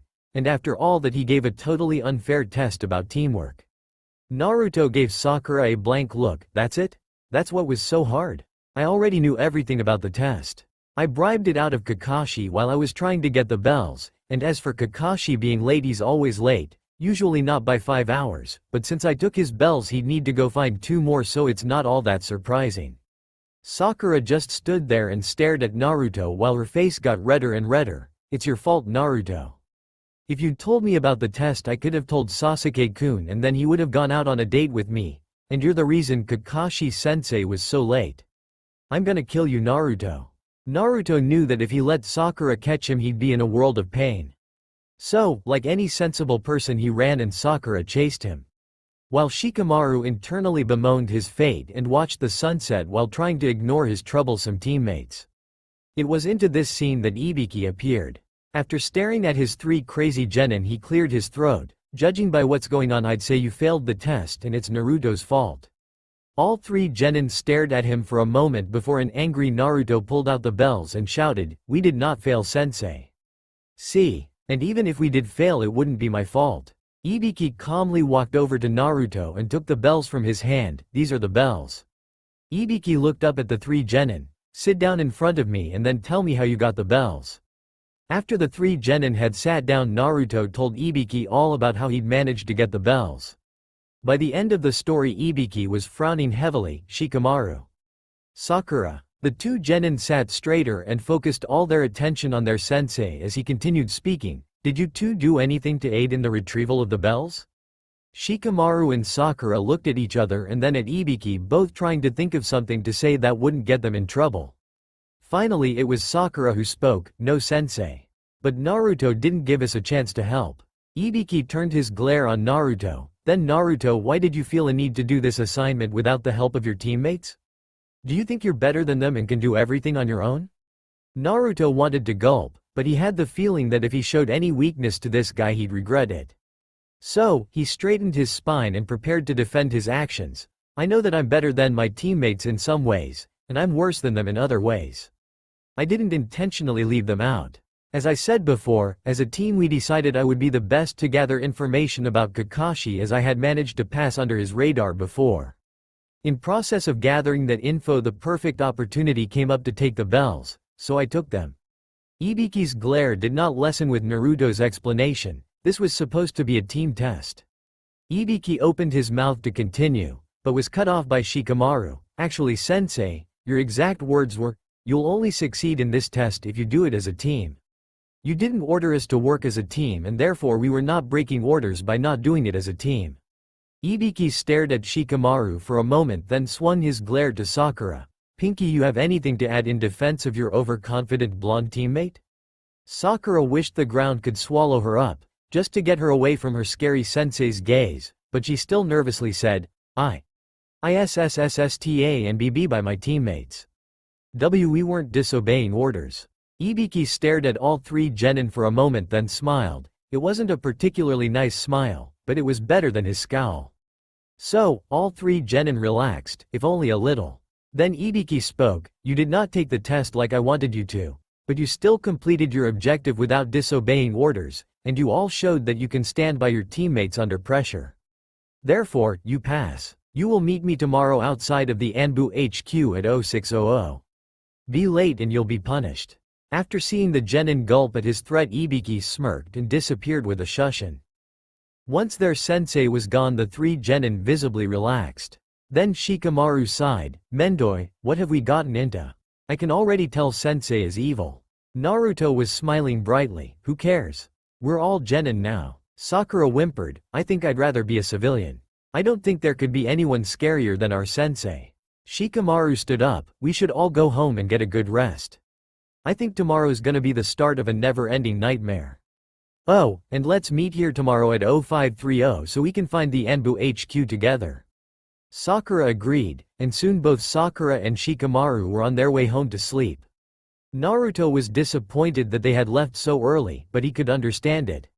After all, Sensei was scary and Shikamaru was probably right about getting a lot of sleep. Even if Shikamaru was just saying that cause he was lazy. So with a sigh, Naruto also headed home. But he was shaking with excitement. No matter what Sensei threw at him, he'd take it and keep going, getting stronger all the way. Sakura yawned as she made her way to Training Ground 5. In her opinion, Sensei must be very cruel. Doesn't he know a girl needs her beauty sleep? She made it to Training Ground 5 only to see that Shikamaru was already there. What was up with that kid? He was supposed to be the laziest guy in the academy, but, so far, he'd always been earlier than her. She just hoped Naruto knew how to be quiet this early in the morning, or she'd make sure he never talked again. Sadly, her hope was dashed minutes later as Naruto came bounding into the clearing shouting good morning to his teammates. Sakura scowled and was about to let Naruto have it when Shikamaru groaned and said, "Naruto, don't you ever run out of energy?" Naruto paused and appeared deep in thought about Shikamaru's question. "I don't know, Shikamaru, but I can't think of a time I have." Sakura frowned and mumbled, "It figures." While Shikamaru just sighed, "Never mind, Naruto. It's too early to be thinking of such troublesome things anyway. Let's just go and find the Anbu HQ. Naruto and Sakura nodded at Shikamaru's suggestion, and the three headed out to try and find the Anbu HQ. After 15 minutes of fruitless searching, they thought that maybe they should have gotten up earlier. After 25 minutes with no success, a frustrated Naruto said, "Why do we have to have a sensei that's so determined to make sure we find out everything by ourselves? Isn't he supposed to teach us how to find information and then send us on these crazy hunts?"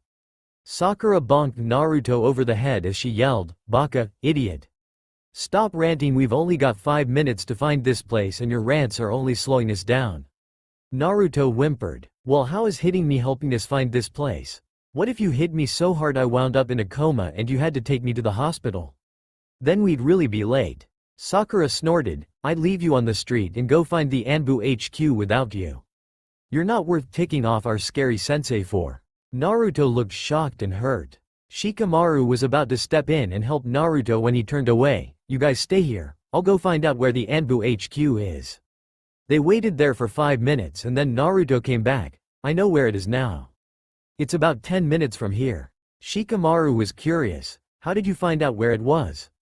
Naruto shrugged, "I transformed into an average-looking chunin and asked people until someone knew."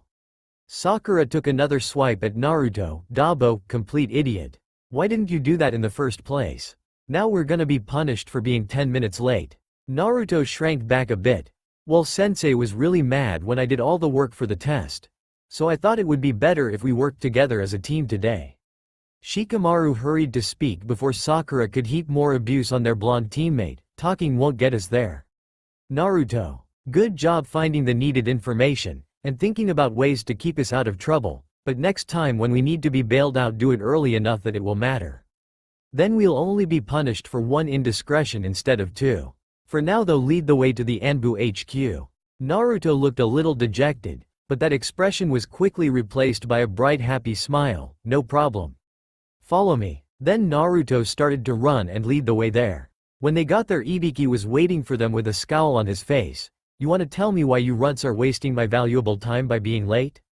Both Naruto and Shikamaru prepared to speak and explain, but Sakura spoke first. And she was still angry at Naruto, so she wasn't quite as smart as she should have been. "Poor girl." Sakura spoke with an angry voice, "It's all Naruto Baka's fault. He knew how to get the information the whole time, but waited until we were sure to be late before getting it." Ibiki's scowl grew harsher as he heard Sakura's explanation, but as he looked at the other two genin, he saw that Naruto had an expression on his face that seemed to be a cross between disgust and anger. Perhaps Naruto's crush on Sakura wasn't all it was cracked up to be. Ibiki filed that thought away for later as he asked Naruto, in a disturbingly calm voice, for clarification, "Naruto, how long did you wait before going to find the information on your own?" Naruto knew he was on thin ice, but maybe by acting like the perfect soldier the ice would become thicker. With that thought in mind, Naruto straightened up and said, "I waited until it was 5 minutes before meeting time, sir." Ibiki's stare was drilling holes into Naruto as he asked, "Did you try to give your teammates any suggestions on how to find the information?" Naruto blinked in surprise, and then looked a bit sheepish. "I know, sir. I've always had to work on my own before. The thought of giving suggestions never occurred to me." Ibiki looked disappointed as his stare stayed on Naruto for a bit longer before moving to Sakura. "Sakura, twice now, you succeeded in your objectives solely because of the efforts of one teammate, and through no effort of your own. Are you alright with that?" Sakura stared at Ibiki like he was stupid for a moment before replying, "Why wouldn't I be? What else is Naruto good for but doing the grunt work? Besides, I'm too pretty to be doing dirty work. It's better that Naruto does it." Ibiki was sickened by this girl's arrogance, but as he looked at Naruto he noticed that look that was a cross between disgust and anger was back again for a fleeting moment before it was replaced by an adoring puppy look. "I'd do anything for you, Sakura." Ibiki watched as, for a moment, Naruto's eyebrows drew together low over his eyes, his nose wrinkled and his lip curled up in an expression of disgust. So, Naruto was lying about how much he'd do for Sakura. In fact, if Ibiki had to guess, he'd say Naruto wouldn't be willing to do anything for Sakura at all. Ibiki thought back over what Sakura had said as he turned to Shikamaru. "Shikamaru, do you agree with your pink-haired teammate?" Shikamaru looked revolted by the idea of agreeing with Sakura. "Absolutely not. I may not be a big fan of work, but I'll pull my own weight." Shikamaru paused and looked thoughtful. "Well, mostly anyway. The only reason I didn't pull my weight today was because I didn't know how to find the information. But, if this team is supposed to be an information gathering team, it wouldn't make a lot of sense for only one of us to be capable of gathering information. So as soon as I know how, I won't leave it on Naruto's shoulders." Ibiki gave Shikamaru a pleased smile. "Good to know one of you brats has some sense. Now, you were supposed to start your training today, but since you were late that's been postponed until tomorrow. Today you'll only have to worry about completing your punishments for being late. Naruto, since you seem to have such trouble opening up and telling others what you're really thinking, you and I are going to have a heart-to-heart." Naruto gulped and looked around as if looking for an escape. "Don't even think about running, Naruto.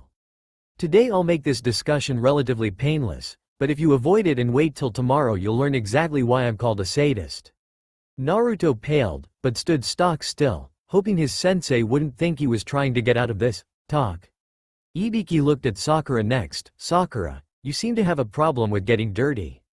Since that kind of attitude could get you killed, it's very important we get you over it as quickly as possible.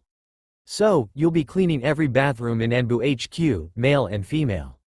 Sakura's eyes were wide and outraged as she shrieked, "What? You can't do that to me." Ibiki gave Sakura a look that could have frozen the sun. "I'm your sensei. I can make you do anything that's not illegal, and I'd stop complaining and get to work. If you don't get this assignment done today I'll make you clean these bathrooms again, and the ones in the Hokage Tower tomorrow. So go ask the secretary to get you the supplies you'll need and get to work, genin." After hearing Ibiki's threat, a pale Sakura ran off to find the secretary and get to work, no matter how gross or unfair this job was. Last, Ibiki looked at Shikamaru and pulled out a book. "Well, Shikamaru, since you said the reason you didn't work today was because you didn't have the proper knowledge, your assignment is to read this book, cover to cover, by the end of today, and then I'll quiz you on some of the ideas inside.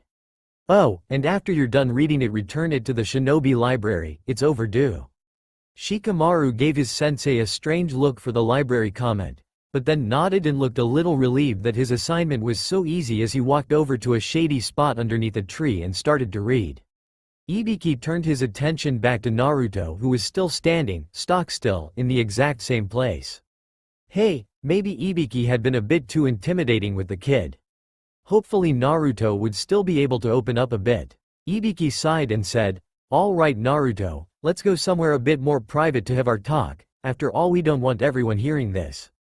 Naruto looked a little relieved as he nodded his agreement to the plan. After seeing the nod, Ibiki turned and led Naruto to his office. Naruto was slightly comforted at knowing that only Sensei would learn anything about him, but as he followed Sensei down into the depths of the Anbu HQ, he couldn't help but feel a sense of foreboding. So, as the two ninja traveled along the main hallway of the lowest level of Anbu HQ, with faint pleas for mercy reaching their ears from ongoing interrogations, Naruto prayed that this experience wouldn't become fuel for his nightmares. That's all for now. If you enjoy then please like, share and do comments.